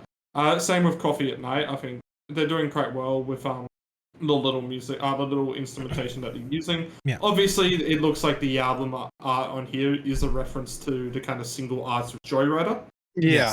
Especially with the cassette and the kind of same helmet. Helmet-ish thing with the skull here, which I think they've done enough kind of work in making it seem like a tribute rather than a knockoff here. Yeah. But the sound on here sounds completely different to the Petite League record. Oh, yes. Definitely. Which I like. It's like they're moving away into their own sound now. Because obviously, the big thing about Raccoon Love is that they're a bigger Petite League fans than Trixers. Yes. We also met them at the Petite League show in Nashville. We did. Yeah. There's a photo of us and Petite League together. Yes. What a great photo that is. I love that. And you are also photoshopped into it, Ritz. Your pencil image. But I think this is a fun little EP. That's Yes. nothing fantastic. Obviously, this band has no listeners. They have 9 monthly listeners, which isn't that much more than mine. Yeah. I think I've got 2. Actually, let's go check this out. And I haven't even released anything on Spotify in fucking years. I mean, we have for kids. Our average view count per video is like 8. I have 3 monthly listeners. Nice. Damn. So they've got 6 more than me. So we're on the same levels of popularity. Yeah. Like, yeah. And they have more effort done shit. So, but Yeah. In saying that, I think this is a band with this EP. It's worth recommending to people who are into this lo-fi kind of stuff. I think. Yes. I don't think anyone's gonna come away with this and go, "This is the album of the year" or the EP of the year. But the guys just like, "Hey, have you heard this? It's kind of cool." Yeah, like Yeah. the singing is a little rough, but it's singing is rough elsewhere on this episode as well, so I can't really fault it for that. Yeah. Like I do think there are specific parts I do like as well. I like the beginning of Cassette Runner has a very like the guitar is very XX like. It's very kind of quiet and minimalistic and kind of vibey before it kind of speeds up until you get a Raccoon love song. And then Coffee at Night is where it kind of gets into like a Green Day AFI bass line that again experimenting, doing different stuff. I appreciate that. Yeah. I will be curious what we all think of B-side because I did not realize. Like, I guess I should have thought about it. It's called fucking B-side. Maybe it wouldn't be included, but I have not heard it. Well, we'll cover that. We'll get to Alright. that. My favorite Smile. My least favorite's probably High, but High is still fine. Favorite Smile. I don't really have a least favorite. Favorite is High. Least favorite probably Cassette. I'm glad there are still people who like Paul McCartney out there. I think this is a great example. And I just want to thank you, Domino, for setting me up for that joke. Was it intentional? Who knows? Probably not, but No. but thank you very much. We got to include everything in this No. episode. This is everything. This is all encompassing. We even got Home is Where So in this now- episode. Yeah, Yes. I was gonna say the next one. Now, you remember how I was the one who brought Homer's Ware into the lore of this podcast, and now Dominic is the one who keeps bringing them up? Yes. Yeah. There's no but to that. I mean, I brought the Home is Where now more than you have. Yep. Yeah. But this is an EP that you've been meaning to cover for a long time. The second you heard of it, you were ready to cover this. Yeah. Yeah. Had I heard it? No. I was hoping for more than just from you. Yeah, I mean, now that I've like really spent some time with it, I don't know. It's on the weaker side for me this week, I think. So I'm going to put this out here. Names is fine as a live song that they've been doing, Yes. but I think it's their weakest studio track by far. Yeah, we heard I'll Names agree with when we that. saw them in concert. It was good then. It was a nice little. I release. think the topic of it is pretty important because obviously it handles with transgender killings and the kind of erasing of their transgender identity that happens in the media with it. Which is a great topic to be talking about. I'm not so keen on the last line of "I am woman, suck my dick." I didn't think it hit as well as they thought it was going to hit. It hit better in the live show, probably. Like, I remember Yeah, being fine definitely. then. I was just listening. I'm just like, that line exists, doesn't it? I think they haven't done so well in the hardcore kind of fast punk as I wanted to. Like, this reminded me a lot of a band that we haven't covered, and I don't have a plan to cover, called the Hers Collective, which I listened to a lot kind of in the past couple of years because they have short songs and stuff. So I put them on short playlists, and they come up, and they got interesting moments. You can tell what they're trying to do politically there in their topics and stuff. But ultimately, despite the high plays, because they kept playing, they had so much on them, I didn't really come out to too caring about them. Mhm. And I still think their work is better than Home is Weird during that sound. I also think the single that Record Setter put out for this, Plain English, whilst I think it's better than Names, I think it wasn't that interesting. But both the non-singles, both the 2 other songs that are on this split are great. I love Creation. We got Pierce Jordan and Soulglow in there too. Yeah, which goes into the more kind of like they got that hardcore that they're trying to go for, but they're keeping their sound a bit better in there, which they're better at. And then the absolute fucking highlight of this is the record setter song "A World Without You," Yeah.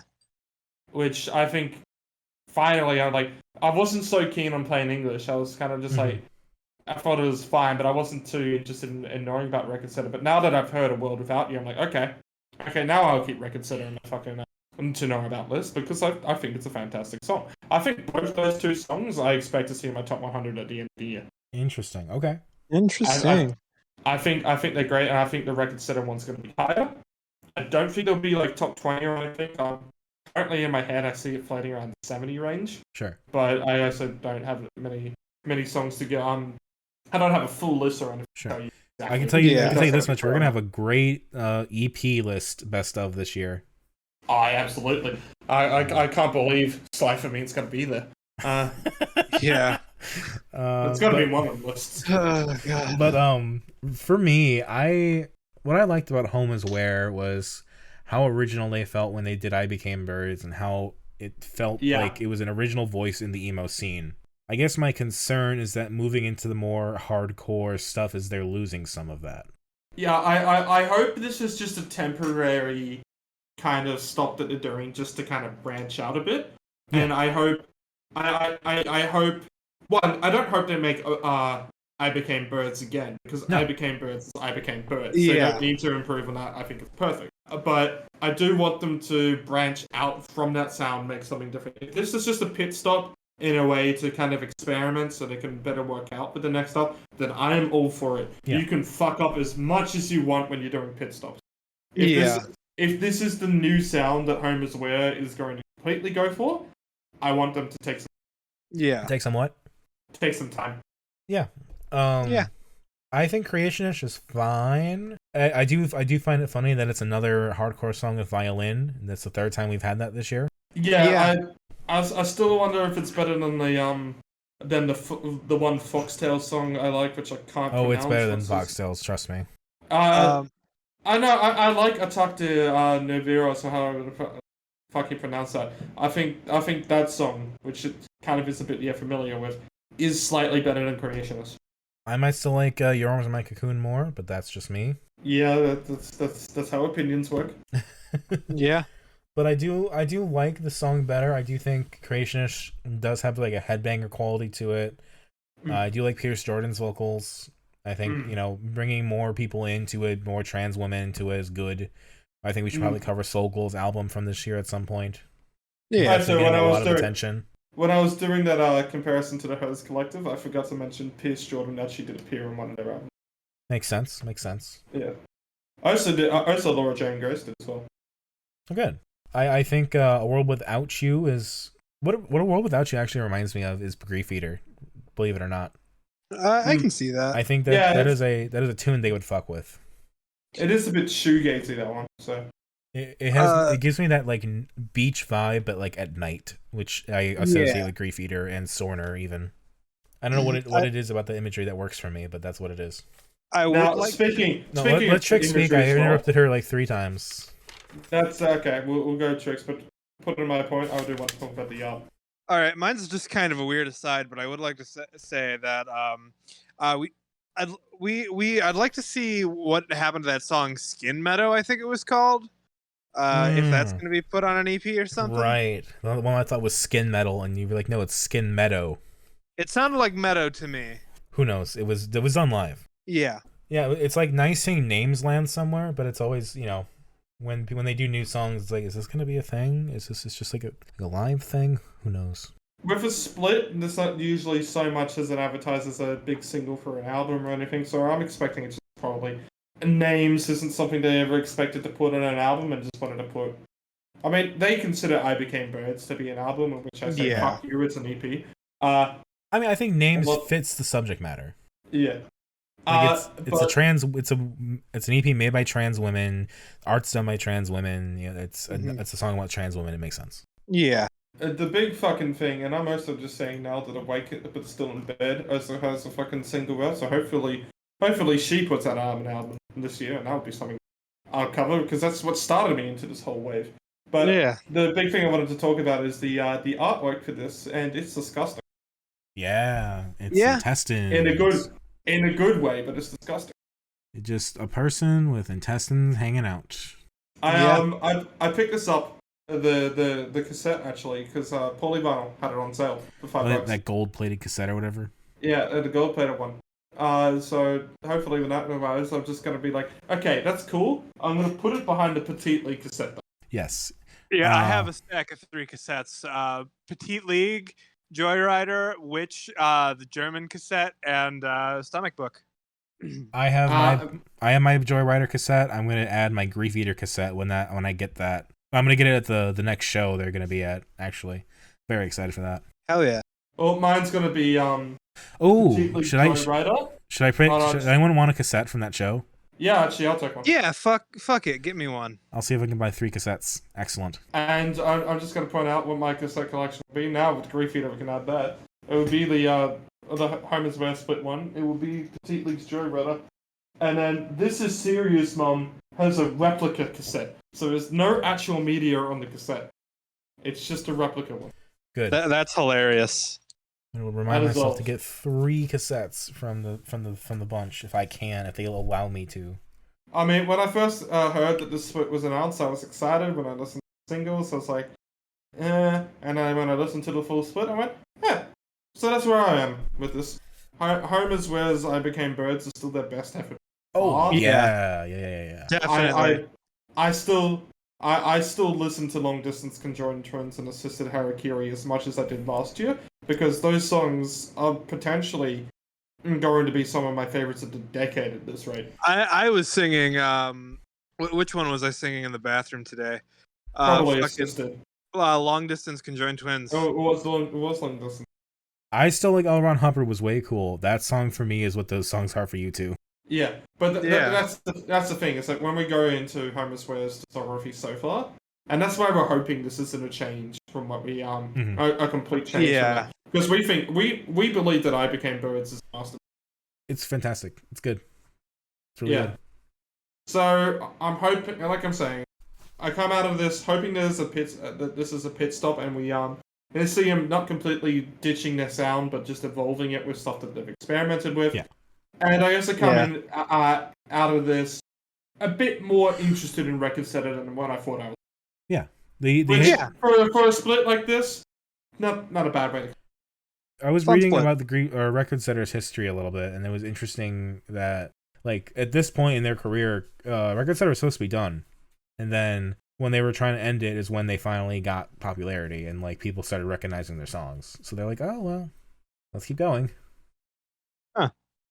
Interesting. Yeah. Of these four, I mean, we kind of talked about all 4 of these songs. I don't know. It's really a place to do favorites or least favorites. We've already kind of talked about it. Yeah, I don't really have anything to add if I'm going to be honest. Favorite is The World Without You. Least favorite is Name. I'll just say I agree with that. Sure. I kind of like Plain English too, and the other one, and Creationist is good too. Yeah. Names is just the one that stands out a little bit because it's shorter and like it's a good message, but it's a live track. You could tell. Yeah. Now let's go on to the second out of 4 artists that you picked, Dominic, that you originally picked. Yes, let's go to Parannoul's B-Sides EP from To See the Next Part of the Dream. White Ceiling, Black Dots Wandering Around. This album kicked so much ass. Yeah, I wasn't sure how this would go. Yeah. Trixter said this album kicks ass. Yeah. I thought I was going into this curious what a demos compilation would be like. But actually, yeah, there's some cool little first concepts that have been executed here, which I'm kind of glad aren't on the record because the record's great as it is. Like, Someday is either... Well, both Escape and Someday seem like what Beautiful World either could have been or the theme. And Beautiful World is still better than both. I think Escape is just a cut B-side because I think Escape is great. Escape sounds like an intro to the album. It could be. Yeah. Which is what I can. And Someday obviously Someday also uses the "You're gonna shine someday, you'll be okay someday" line that is used in Beautiful World. So it's like, is that supposed to be what the song was originally, or was that supposed to be like what's that chorus supposed to be like a theme throughout the album? Especially since that's an intro. Mm-hmm. Admittedly, I'm not so familiar on some of the other B-sides on here as I am with the other 2, just because I thought those first 2 stood out. But let's talk about the big fucking moment on here. Holy fuck! White Ceiling sounds so different. Yeah, Yeah. it's a demo, but it's like a different song completely. 17 and a half fucking minutes.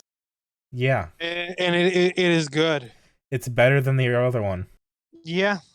Like, this is a weird Odyssey demo experience that, like, it's all kind of like cut together. You know, you can kind of tell it's kind of like pieced together a little bit. But there's so many cool moments on here, like especially in that last couple minutes, that really like staccato guitar part.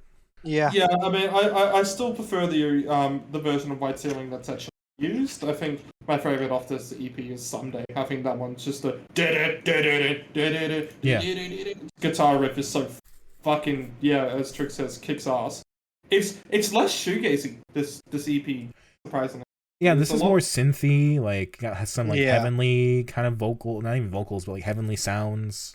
Well, I don't know if you're gonna pick it, but he did release something under My Dream Fever, which is kind of like a more ambient post-rock from what I remember as well. So he does kind of go into that sound of those more softer sounds sometimes. So it was interesting to see the Parannoul effort use that. Yeah, I mean, I want to cover more Parannoul because there's the other albums yet to cover that I would like to talk about at some point. I was gonna pick them last year, but I didn't get a chance to. Yeah, there was the obviously the big collaboration effort, which yes, which we didn't choose. Which I thought there was some good stuff on there, like Nails, Love Migraine, but in the end, nothing was as good as the actual standalone record to see the next part of the dream. He did release a single last year, Endless Night or something like that he took off Bandcamp, but I still have that I would like to cover at some point too. Into the Endless Night? Yeah, because that's like a failed single that I think he considers that, because he never quite finished it, but there's like a couple different versions. It is still on Spotify, I'll just put that out there. Oh, it's on Spotify. Interesting. Not Bandcamp. But Dominic, the big thing that's interesting, good for you for Parannoul as well. For those that don't remember, Dominic put Beautiful World as his favorite of 2021 for the song. Yeah, it's the best song of 2021. Yeah. And what do you think coming into hearing some of these demos, which potentially going on those themes? Would you have loved to have seen the album more use the themes of Beautiful World? Like if we had Someday on there, what if we had other tracks to start using that chorus as well? Do you think that would have worked, or do you think Beautiful World stands out more by being by itself and not a overarching or kind of like an intro theme to the whole album? It's kind of like You'll Shine Someday. I think if the album had some more of these cuts, it would have been even better. All right. Because I think it's ending credit that has the same drums as the second track of the album as the opener. Of Excuse, I believe. Yeah. So like there's some, so like even that could work as like kind of a callback for like a proper closer and stuff like that. I was thinking about. I generally like this quite a bit. I think collectively this is a bit tighter for me than To See the Next Part of the Dream. Nothing quite hits the high that Beautiful World does, of course, but moments on White Ceiling are really good and really cathartic. Parts of Escape, again, really pushing forward what Parannoul does. Like, these are B-sides, but I think ironically there's still some evolution being shown in what he's willing to do. Mm-hmm. Oh, it's more a demo compilation than it is B-sides, but yeah, I agree. Sure, yeah. I mean, it's splitting hairs because it's all done on a computer, so it's like it all sounds good.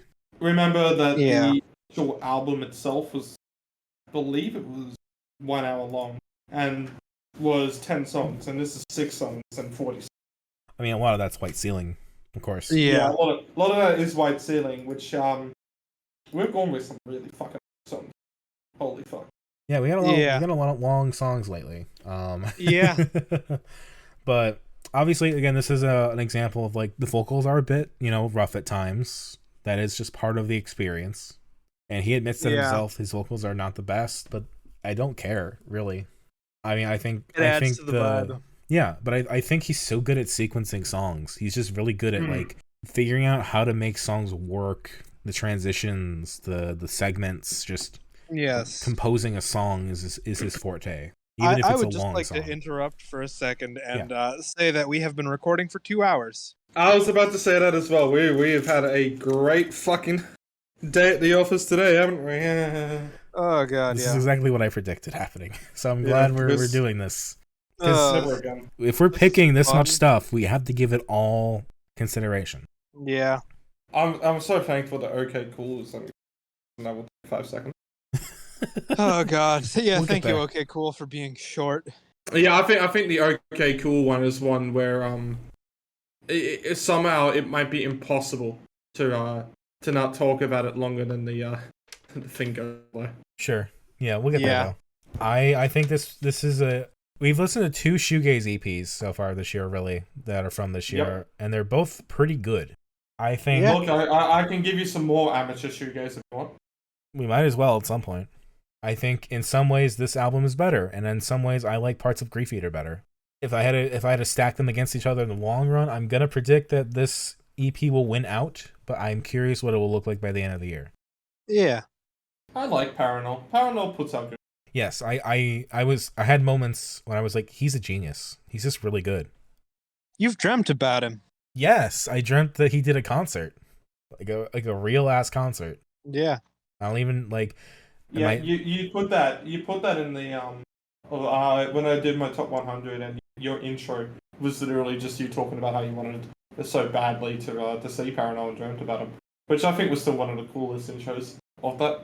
You did some good intros of that, actually. Oh, thank you. Yeah. I'm still upset I did not get to see Origami Angel when they literally came to Chicago because I just missed out on it. But I can at least dream about seeing Parannoul live instead. Yeah.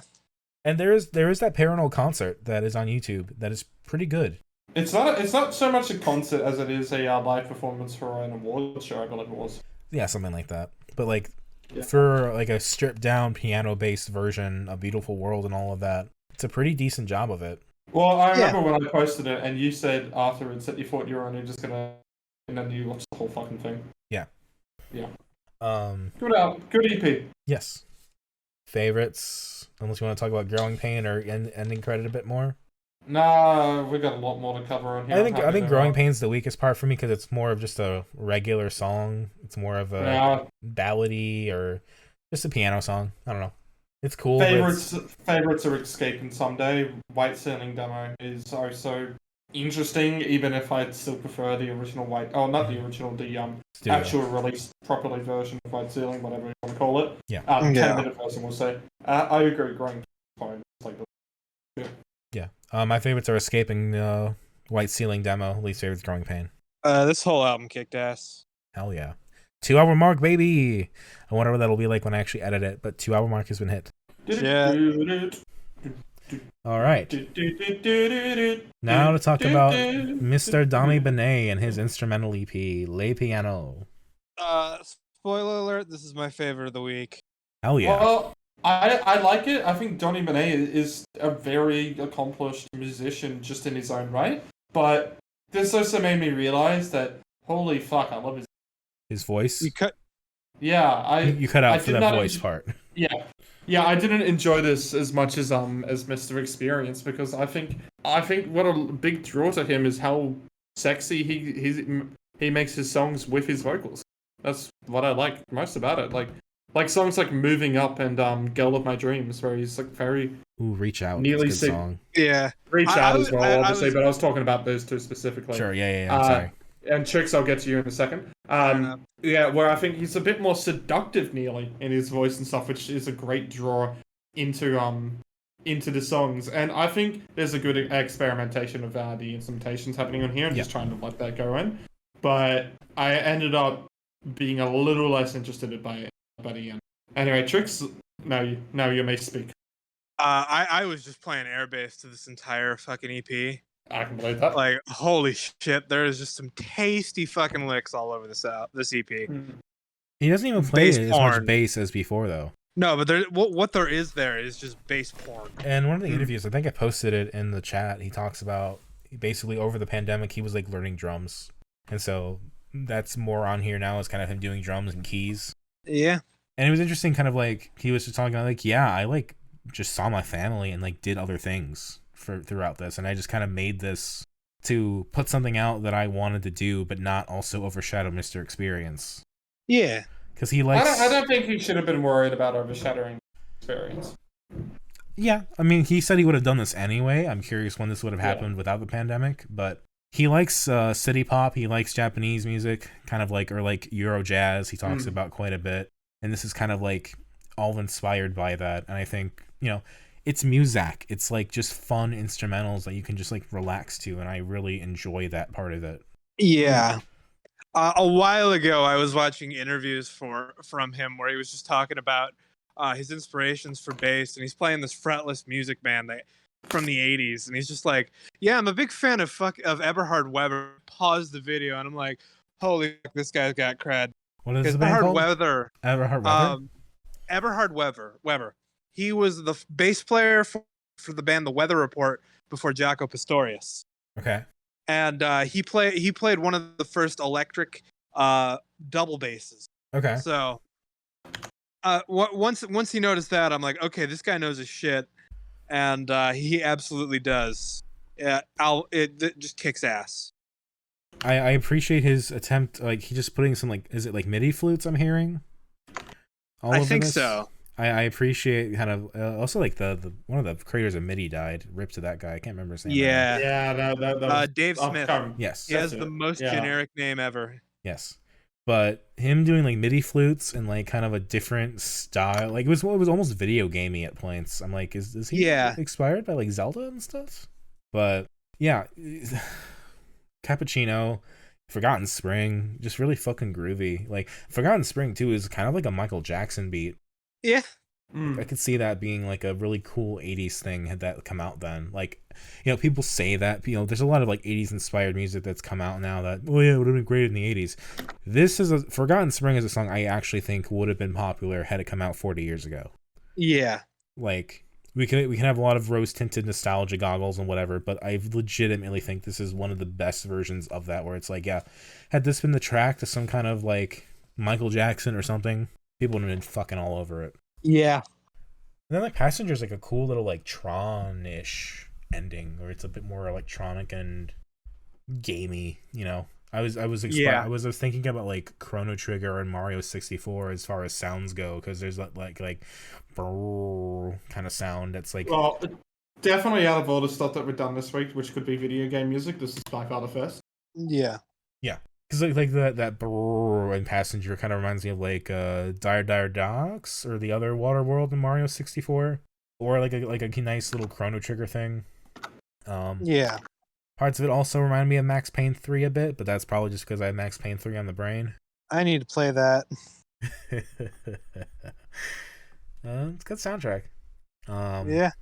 I don't know if I have like a favorite to really talk about with this one, but I do dig this EP a lot. I think it comes out as one of my more favorite selections, just by it achieves what it does really well, and it's like a little side thing to Mr. Experience, but I think, you know, I want to point out as well with Donny Benét, I was actually very unsure if I wanted to pick him, because I wasn't sure if you two would enjoy a much more outside of like the singles like Second Dinner and stuff, and I think now there's a good chance we're going to bring up some of his earlier stuff, which I think his more recent output has been his best. But yeah, there seems to be a love for Donny Benét on this podcast. I mean, yeah, I love what's not to love about that man? Yeah, I just nothing to hate about him. I can guarantee that. I love some smooth music. I like some like Muzaki, bossa nova-y inspired, just like chill stuff, you know. Yeah. Like I like listening to really intense shit, you know. Really like abrasive and loud, but having that balance is key for me.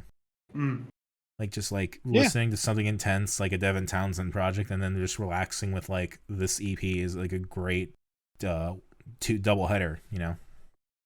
Indeed. Anyone else have anything to say about the Le Piano? Yeah, it was fun. I wasn't as hyped about it or as loved about it as Mr. Experience, but yeah, it was a fun record. Donny Benét's an incredible musician, and I really hope someone decides to hire him or something. We always get these artists that come out in Australia, and you find out that a lot of people who have helped them with the writing and stuff have been other artists which people in the underground have known of, like with Genesis Owusu. He had a bit of help with Kieran J. Callanan. Spoilers for next week. I hope Donny gets something like that, because he's an incredible. I mean, he worked with Jacob and the Dreamladders, and someone also worked with Jacob and the Dreamladders, I think. Yeah. Who was it? Was it? I don't know, or Dreamlanders, something like that. But I was reading about them through some other artists recently, but I can't remember who it was. But we'll probably figure it out this week or next. Yeah. All right. So let's talk now about the artist that we've actually technically talked to this week. Yeah. isonosuke or nosuke. Asking him why he's called different names. We'll just start out with the quote, I guess. I asked, like, why some references nosuke and isonosuke, and what he said was, "Hello, I'm glad to hear you're a fan of my work. I'm not fluent in English, but please forgive me. Initially, I only used nosuke because it's very duplicate in Japanese social, but it's very duplicate in Japanese social networks because nosuke is a frequently used part of a first name. Mm-hmm. Tatsunosuke, Kumanosuke, Shonosuke, etc. So I currently use the name isonosuke to distinguish myself from others. Sorry if that confuses you. I want you to think of iso as part of a family name or middle name. Thanks, isonosuke." Yeah, that's a pretty nice message to get from him, and I appreciate when they reply back. Yeah, Absolutely. because me and my English brain was like, oh, ISO. Is that like, oh, I'm like isolated doing this project, and like nosuke is like doing it with other people. Like, nah, it's not that deep. It's just a way to distinguish from other artists, which is cool. Yeah. Yeah. So 2 EPs with this, chiptune EPs, DECREATE and eneME, both from last year. I initially chose eneME because that came out in like mid-December, and I was looking for something because I wanted to pick for your weird cycle Ritz. Yep. And this jumped out at me. Can I disappoint you? Sure. Really, like he's a good composer. The songs are fine, but like in the actual terms of it, and there were some moments where I was tapping my foot, but they were very, very rare. I think it was one on. I think eneME was the one where it was fine. And look, I'm going to have a really fucked take when we do the rankings, but we'll get to that there. In which DECREATE was just very kind of boring, and sure. I know we did Anamanaguchi. The only previous real chiptune that we'd done was Anamanaguchi, and when we did that one, it was their record that was also a lot more cleaner produced and had less chiptune sounds. But when it comes to the artist, I go to their what was their album called? The one with Blackout City that was in Bit Trip Runner. Is still probably, that song's probably still the best chiptune song that's been out there, and I've probably been ruined by knowing that. The song was called, the album was called Dawn Metropolis, by the way. Sure. Here, it's got talent, but I don't care. I don't want to be rude, but it's just like, I'm not into this. eneME was fine for an EP. DECREATE was just, I don't. Granted, I chose DECREATE just to give eneME some padding, just because I do 2 EPs. Fair. That's kind of how we do things generally. Yeah. Go ahead, Trix. It's just kind of like decent chiptune. There's nothing really to say about it. It's like, if you like good, decent chiptune, it's decent chiptune to listen to. Yeah. I do want to add something really quickly though, Dominic. Yeah. It is good that we have done some pure chiptune, because now we can do Lobster Fight. Oh, now we can do Lobster Fight. Now we can do Lobster Fight. I was considering doing Lobster Fight. I haven't actually listened to that album properly. I've listened to it once, but we've done all the Midwest emo. We've done the chiptune. Now we can finally combine them. I mean, Your Arms My Cocoon was really pushing for Lobster Fight's new album when it came out, so I was considering doing it. But anyway, isonosuke has like a YouTube channel, has like a Nico video account in Japan that you can kind of see like the history of evolution of like, this is someone that's inspired by like Undertale and Toby Fox, and kind of like even before then, kind of like putting like chiptune versions of like other songs on YouTube and that kind of thing, and kind of like that generation of people that grew up online, and I think that's a cool thing, like that people can do that now. And he's put out his own game. I think it's called Light Mobile Army. It's like a Game Boy-esque game on Steam. This guy seems really nice, and it seems like he's also just doing all this stuff. Like, it feels bad to not like this, but I just don't. But it seems like this dude's just putting out stuff that he wants to put out, whether that be a game or music, and I do the same too. So yeah, I sympathize with this guy, and I think I hope he doesn't listen to my criticisms, which are kind of a bit like just nothing and not really criticism. Yeah, they're pretty dismissive. Yeah, I hope he just ignores me in here, because I want him to keep putting out this stuff if this is what he likes doing. because Yeah. I think he's fine at doing it. It's just Yeah. not hitting me. I think he needs like a project. Like I'm curious how what Mobile Light Army sounds like, because I think what makes chiptune and like game music work well is that it's usually accompanying something, and then when you're listening to that stuff, you can kind of take a lot of that with you and kind of use those memories to really give meaning to those songs. Granted, as like a genre and style of music, it could also work on its own, and a lot of game music does work on its own. Chrono Trigger is a great example of a soundtrack that really works well. But I was trying to do my best listening to this stuff to really place where this would go. Like, where would you find these tracks if you were playing a video game? Yeah. It's like, One of them did sound like, I can't remember which one it was off. It might have been of the DECREATE, now I think about it. One of them sounded like they would be played in a pixel art baseball game. okay.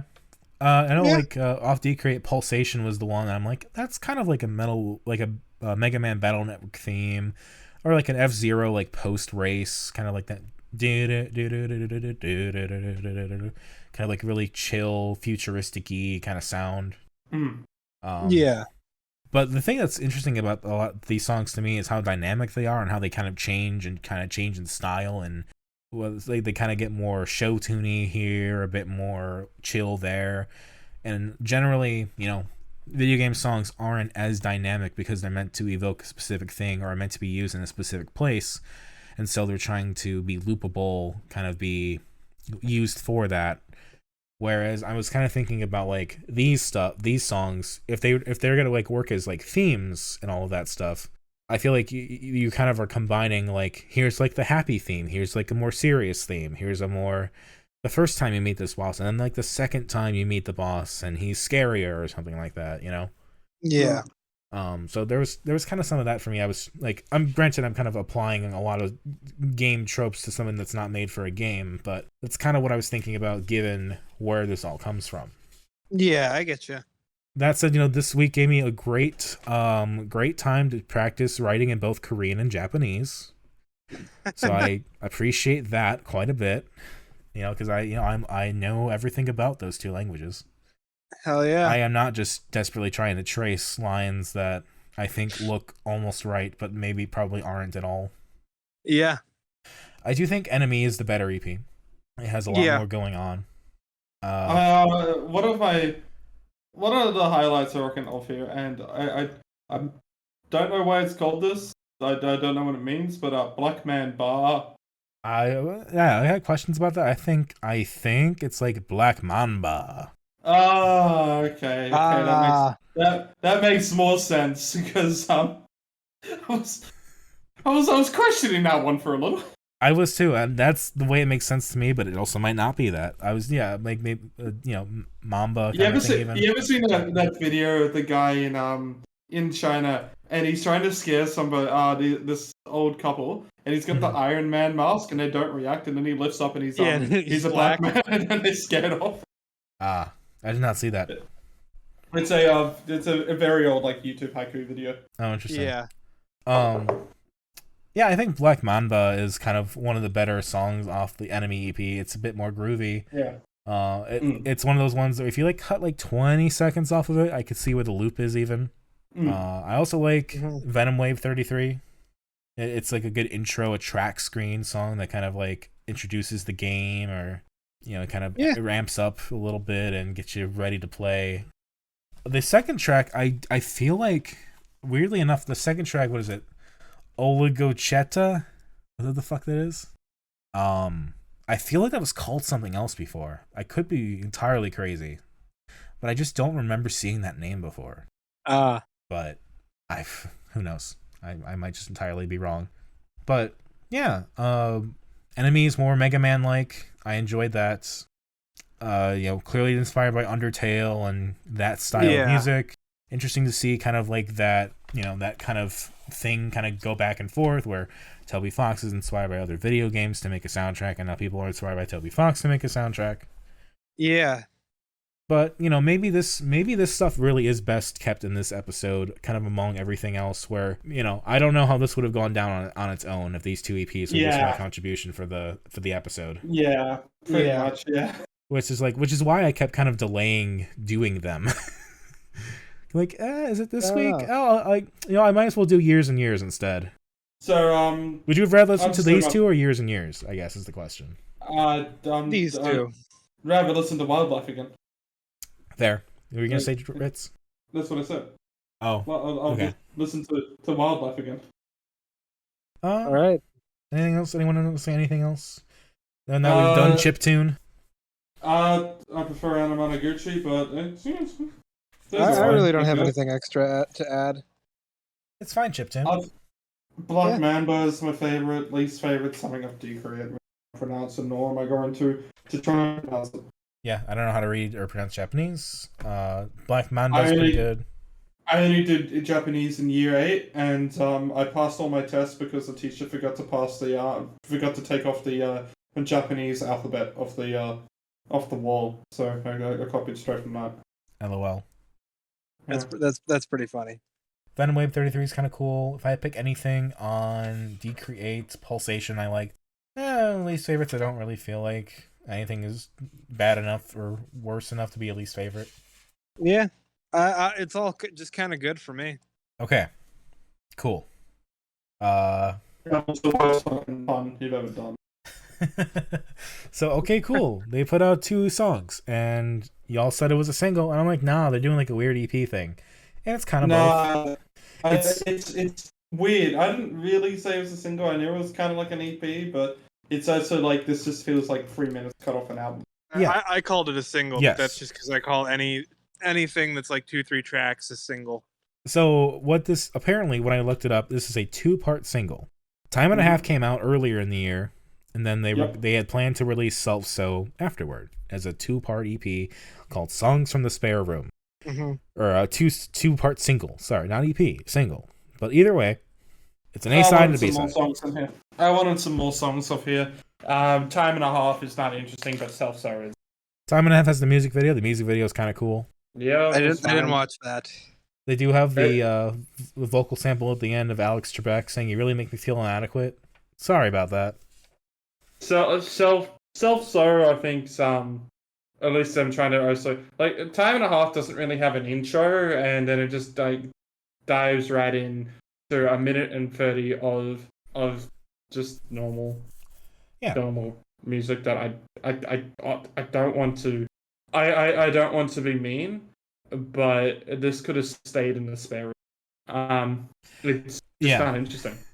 So, it really isn't. Self So. I'm probably going to have in my playlist for the rest of this year. But Time and a Half, I just do not care about.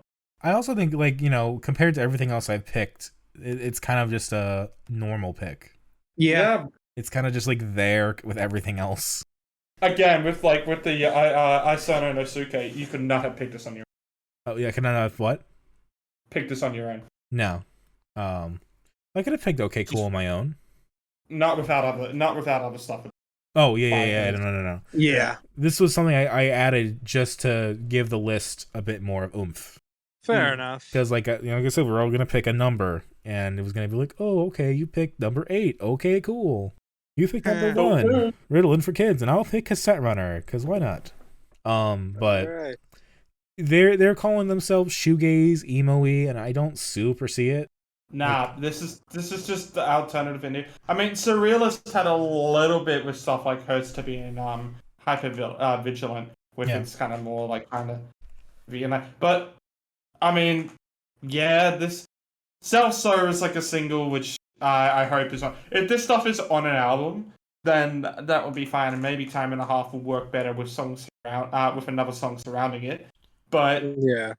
I'm just interested in the one part of this, like Sure. the latest song, and it's kind of just a release that's there. I like the album art. I think whoever's designed that has done a fucking good job. Yeah. Yeah. Shout out to let's give it a shout out. Keep talking though. I will say, OK Cool has also completely started to distance themselves from the Weekend Run Club sound. At least Yes. they are definitely kind of doing their own thing. Whilst we haven't seen what Weekend Run Club's going to do with the new lineup. Josh Rogers is the creator of the cover for OK Cool, Songs in the Spare Room. Got it. Yes, Good on him. I'm very curious how they divide now. Is Weekend Run Club going to be more alt indie rock, and this is going to be a bit more Beach Bunny-esque in a way of this kind of alt indie rock? It does seem that way. I remember I did love what was it, Five Finger Exploding Heart Technique. Yeah. I thought that was a great single that they had. Well, it wasn't really a single, it was a song that they released last year. Maybe it was a single. That they released last year, which was kind of like, it occurs to me that whilst I do love Mitchell's voice in a Recon Run Club, OK Cool's instrumentation was a big reason why I loved the Recon Run Club songs. I loved it. So it does have me a little concerned about what happens with Recon Run Club, but that we'll get there when we get there. Yeah. I mean, they haven't really seemed to update as well since both those members are still on the cover art on Spotify and stuff. So, I mean, if you look at Take a Hike Records, which is the record label owned by the members of OK Cool, they are still there in the photos and whatnot. So it's gotta be interesting. We'll see what happens with this stuff. But I wonder if how amicable the split was. I really do. Well, if they're still on the same record and stuff like that for an indie label, I'm going to assume it's going to be fine. I mean, but I brought up the Eric Moore comparison in the chat. Yeah. Eric Moore went out to do Flightless, and oops, KGLW it's on its own record label now. Yeah. But I think a queer female two-piece group is cool. I like that. There's something more to this than that feels different and interesting.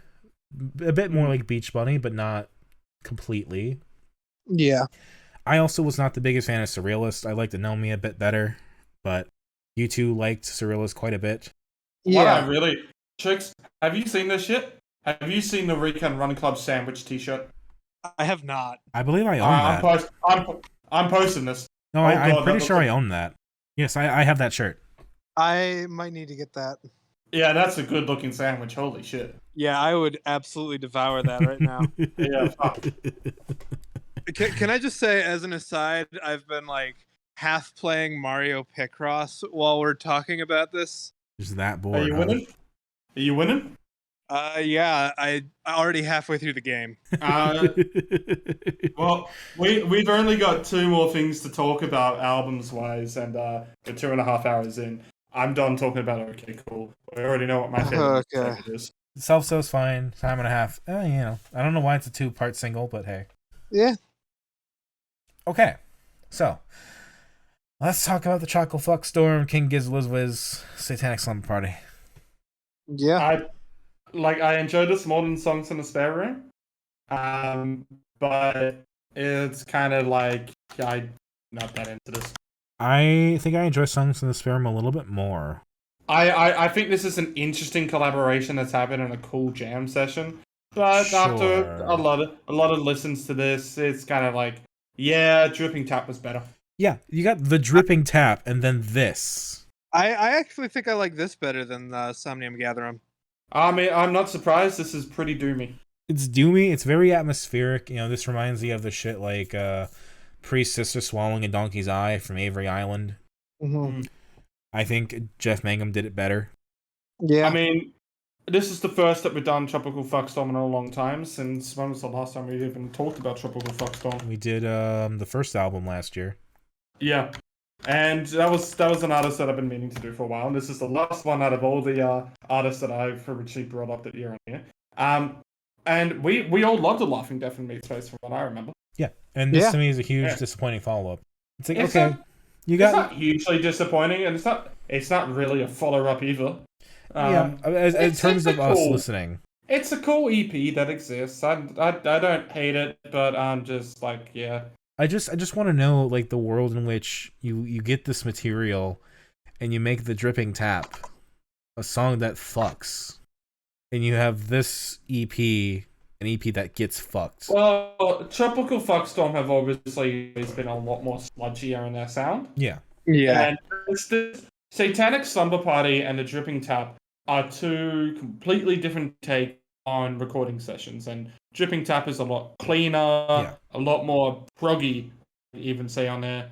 Yeah. A lot more of a jam song. Whilst this is more of a doom. It's weird. I don't hate that this exists. I don't hate that it exists. I kind of like it. But I'm going back to the early Tropical Fuckstorm. I'm scared. I want to go home, kind of stuff, I just feel like we've listened to better atmospheric stuff. Yeah, we have. Ambient Project of This is just this is just a weirdo drony atmospheric take. It's Yeah. like, yeah. It's horror inspired. You got some witchy vibes. They really do embrace the satanic part of it. I do appreciate that. But again, I think it was Priestess or Swallowing a Donkey's Eye. I think Jeff Mangum does atmospheric, weird sound collage track better. Yeah. And as like a look into like the, this is a natural extension of the last episode, pretty much, where we just like, okay, we did Dripping Tap, now we do this. Yeah. Part 1, Part 2. And I'm glad this is also part of this compilation of things because I really don't have much to say about this. This is gonna go into my rotation, and that's about all I'm gonna say because I quite enjoyed this. I'll admit. God, we're very dissonant right now. Yeah. So many waves of emotion. I haven't really got much more to say about this, to be honest. That's just a disappointing thing. It's like, yeah, it's only it's ambient. That's about it. Yeah, it's an ambient track that is interesting as a B-side to the Dripping Tap. I will say in that context, it is interesting. Yeah. Alrighty. All right. I don't think favorites or least favorites really matter when they're all Does not matter, technically really. the same. Yeah, they're all just different parts. Yeah. We're about the end of the gauntlet. We're at the very end, and it's the first album out of all of this. Yes, the very last album we're going to talk about in a 2-digit episode of Dissonant Waves. Yeah. Everything after this that we pick will be episode 100 and beyond. The minisodes don't exactly count. Dominic didn't know that there was a cover on this album. I didn't. Trix, did you know that it was a cover? No. And no one heard the Romeo Void song before. I don't think so. Nope. And it fucks. I am It's great. surprised. It's a new wave song, so I thought Trix would at least know. It's 80s new wave. I didn't click on it. If I'm gonna be honest, I might recognize it. It's good. It's just I've listened to a fucking lot today. So I'm surprised. I'm actually really surprised that I just listened to it and go like, wait, this is a cover, and that is Dominic and Dominic's like, what the fuck? I didn't know that for a moment. And usually Dominic is pretty good at the research. Yeah. Yeah.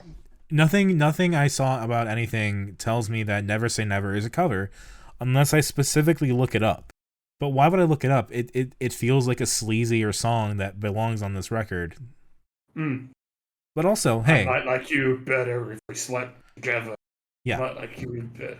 This is Death to Analog by Julien-K, the European edition, produced by Chester Bennington.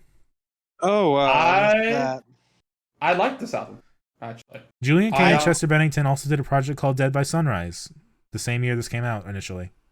I think I would have liked this more in high school. I don't know what to say. I just liked it, actually. I thought it was interesting instrumentation happening on here. I know, yes, it was very sleazy, but out of all the dark fucking albums that we've done, especially the ones that it reminded me a lot of, especially with the album art and stuff I thought going into this, was the Alice Glass and Health albums that we've done, and I like this more than that. Interesting. Okay. I thought there was some great instrumentation. I did think it did go a bit too long at times. I don't think this is anywhere close to the to my favorites of the week here, just in actual sound of it. But when we get into my rankings here, you will understand what I mean by fucked. But I'm very curious now.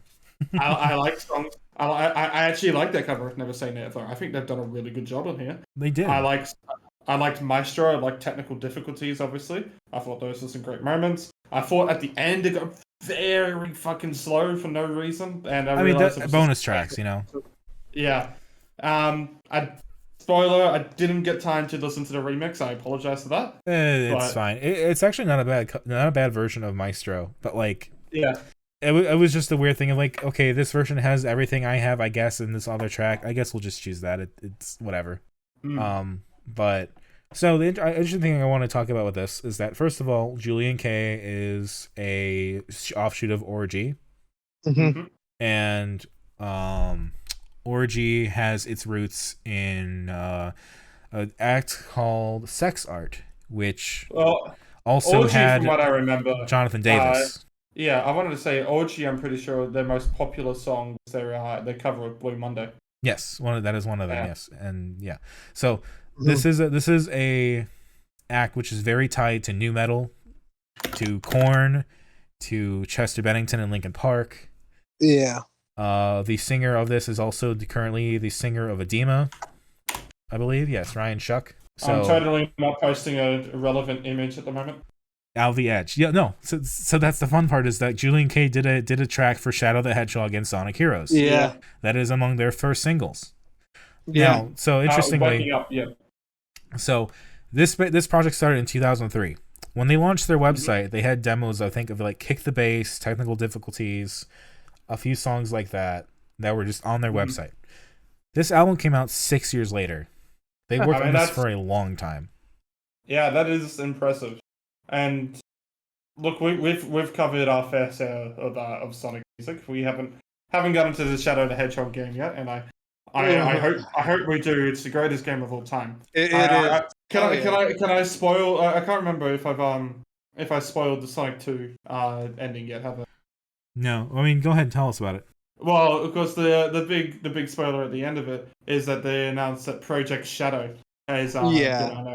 Hell yeah. We're getting the Shadow the Hedgehog movie, baby. And they just do Sonic Adventure 2? Holy shit. Me, my brother, and my dad went and watched that in cinemas because my dad wants to watch all video game movies as he can because he doesn't care how shit they are. He's a fan of the Yuri bullshit because he just loves these disasters.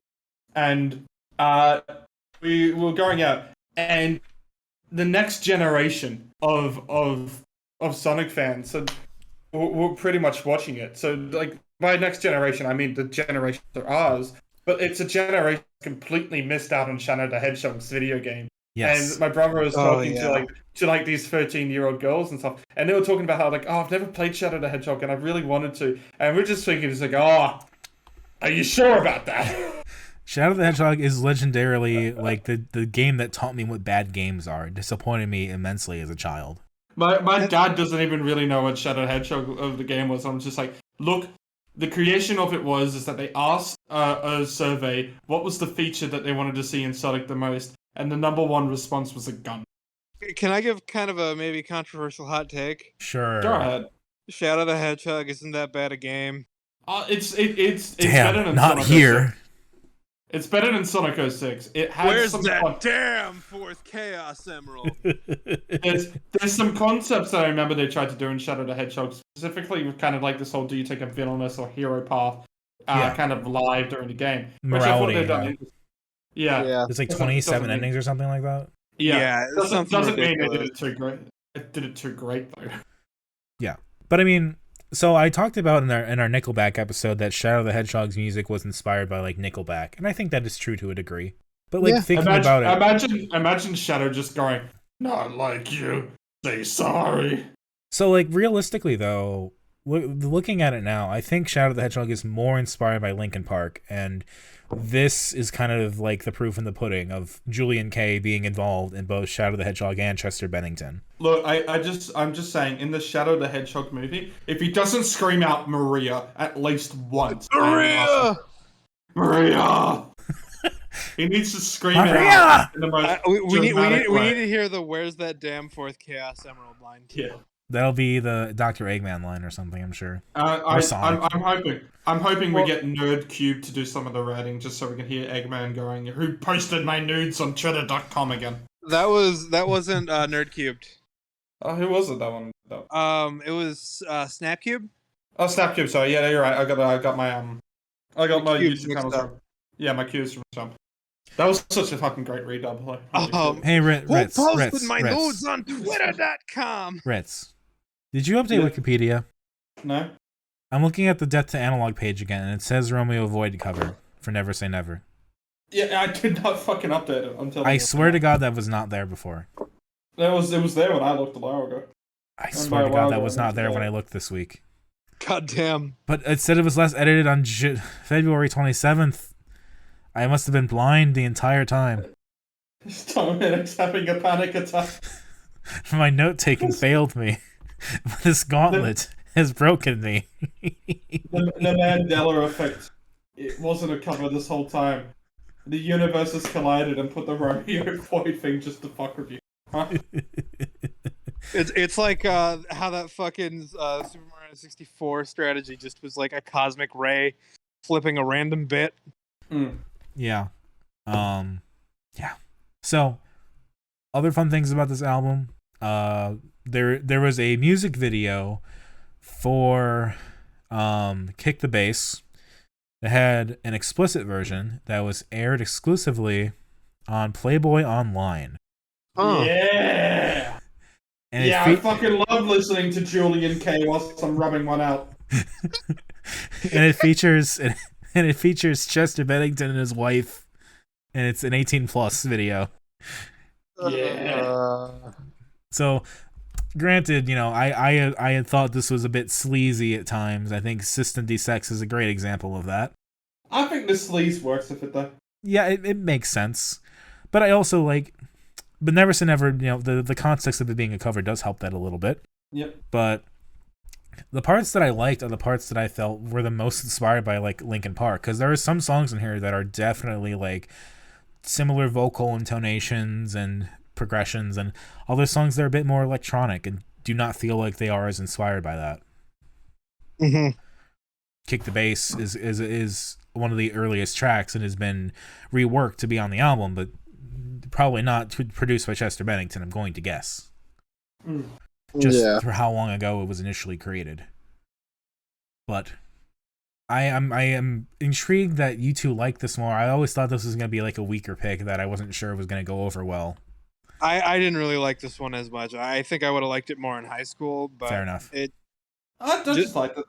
Not really for me. I probably had this in my back pocket since around episode 20 something. Damn. This is just if I have nothing else, if something happens and I have nothing else to pick, this is the one. I think there are some cool. You wanted to say yours first? Sure, there are some cool songs. I like Spiral. I do, now that I know the history of Never Say Never. I do like that more. Maestro is pretty cool, and I think Death Analog is a great opener. Least favorite is probably Stranded Disease, Futura stuff, Dreamland. Go ahead. Yeah, favorites are Never Say Never and Maestro, and Technical Difficulties I like. Least favorite, probably Stranded and Dreamland. Technical Difficulties, by the way, was in Transformers the movie. Yeah. Also, funny enough, I forgot to mention this. Julien-K did the soundtrack for Transformers Revenge of the Fallen video game. Yeah, you did mention that. You did. I don't know if you did it in this episode. Okay. I'm starting to forget things because we're nearing 3 hours and we haven't gotten to our lyrics yet. Speaking of, do you know who did the soundtrack to Fallout Brotherhood of Steel? Shit, I think I should know this one. Who was in Paris? It was Devin Townsend. Oh. Yeah, that's... So, artists who have done soundtracks for video games, there are some examples. We'll talk more about another one later. Trix, any favorites or least favorites? No, this was the one I listened to the least of. I honestly skipped through a couple tracks when I got the beginning gist of them. It just really wasn't for me. It's pretty electronic and intense, huh? Yeah, and I could tell this was something I definitely would have liked in high school, but now just nah. What did you skip over? Just the back half of a good chunk of the B-side. Okay. I do think but I got a feel for all the songs. Gotcha. I do think the Maestro Banden-Belsky remix is an interesting remix. It has a prominent piano piece in it that is an interesting take on Maestro as one of the shorter songs on the album. But other than that, was it totally worth throwing on? Yes and no. So I think we should just do the rankings of all this now that we've finally finished the gauntlet before we do our lyrics. And I'm happy to go first. Sure. To kind of capture your thoughts here or catch your thoughts. And okay. I want to point out that I've said my rankings are a little fucked here, and I'm not ranking this just purely on how good I think the album is. Sure. Technically, it is also very much based on how much I enjoyed it or enjoyed moments from it. That's fair. And with that being said, let's get into how fucked this is. Are you going bottom to top? I'm going straight from the bottom, or the worst one, to the top. Okay. At the very bottom, very fucking bottom, is unsurprisingly the Slythamine. Yeah. It's It was fun to make, but I'm not ranking that in there. And then just above it, despite having the worst fucking song by far that we've covered, probably in this whole podcast, is the Smash Death compilation. Okay. Now, Okay. not above that, I have put the DECREATE EP. Okay, I can live with that. Wasn't really too interested in that. And then above that, I put the Spark Alaska Singles. I disagree Alright. there, but I can live. I've put the singles there. So that means it's beaten a couple here. But above that, at the 5th worst, I have put Live at the Anniversary Show. Yeah, that I disagree with. That's Yeah, I that don't know should be about that higher. one. No, I think Miles and Mine and Take It Easy Tiger are easily better. And Fair just slightly of the Anniversary Show, and not by much, I put the eneME EP. Okay. From there, I have we're continuing on. Next up is is changing, but it will pass. And then above is a Transatlantic Waves EP. So that's probably the bottom half of it. Here goes into 1, 2, 3, 4, 5, 6, 7, 9 or something. The remaining, whatever we got. And there I've put the Songs in the Spare Room single because Self-So does save that. And Time and a Half is boring, but it is definitely saved by how good Self-So is. Mm-hmm. Its consistency then beats it with Satanic Slumber Party EP going just above that. This is fucked. Yeah. But now, here's all the ones where I'm going, I did enjoy it. And you'll notice there's one Spark Alaska record still remaining on there. You didn't expect that high, did you? So, with 1, 2, 3, 4, 5, 6, 7 records remaining. Number 7, Raccoon's Cassette Runner. Number 6, Home is Where / Record Setters Split EP, A Dissection Lesson. Number 5, Donny Benét's Lay Piano. And congratulations, number 4, Spark Alaska's Longest Winter. Hell Keep yeah. in mind that I am putting in how much I've enjoyed this, and I think Longest Winter actually had enough moments on there, which I'm going to add to my playlist. Aloe Vera will 100% be on my playlist, just for the sake, not for 2022, just for songs I'm going to listen to for the. Sure. Julien-K's Death to Analog. Holy shit. And I just can't. Maybe it brought back some nostalgia from my angst. Maybe I enjoyed it. I was surprised that I liked it. Yeah, it slowed down at the end. We had those tracks and stuff, but I think in the end I enjoyed a lot more moments from this than I did from that. And then number 2 and number 1 were just kind of not really in any argument here. Number 2 is the Parannoul B-Sides compilation. Holy fuck it, the B-Sides are this good. I'm ready for the next record. And then I think no one can be surprised that number 1 is La Dispute's Wildlife. Yeah, that makes sense. Yeah. All right, I want to write this out as I do it because I have to think about things real quick. So I'm going to go number 16 is Slythamine EP because of course it is. There's really not much to that one. Number 15 I'm going to put as the Smash Death compilation. It is better, but realistically not, up to par. After that, I'm going to put Satanic Slumber Party. Ow. After that, that's fucked already. After that, I'm going to put Songs from the Spare Room. After that, 16, 15, 14, 13, number 12 is going to be Live at the Anniversary Show. After that, I'm going to put Home is Where Record Setter EP. Let's see, 1, 2, 3, 4, 5, 6. You're up for number 10. Yeah, so at number 10, I will put DECREATE. Next, I will put the Transatlantic Waves EP. After that, let's put. I think Cassette Runner has the award for most improved and stuff. I think is cool and I like, but does not that is fair. Exactly make it to the top 5 or anything like that. Mm-hmm. After that, I could put a isonosuke. After that, I will put Everything you know is changing, but it'll pass. After that, I will put Longest Winter. So 16, 15, 14, 13, 12, 11, 10, 9, 8, 7, 6. So Longest Winter is number 5. Number 4, then we are looking at, so Donny, Benét. Number 3, what am I missing here? What am I missing? Oh yeah, La Dispute, Parannoul, and what? I believe Death to Analog. Oh shit. Yeah. Death to Analog is number 3. Number 2 is Parannoul. Number 1 is La Dispute. We have a full agreement with that one, don't we, Dominic? That is our. Here you are thinking I was crazy for putting that in there, but you agree with me. Did you have in number? Fact, our top, is that our top 5?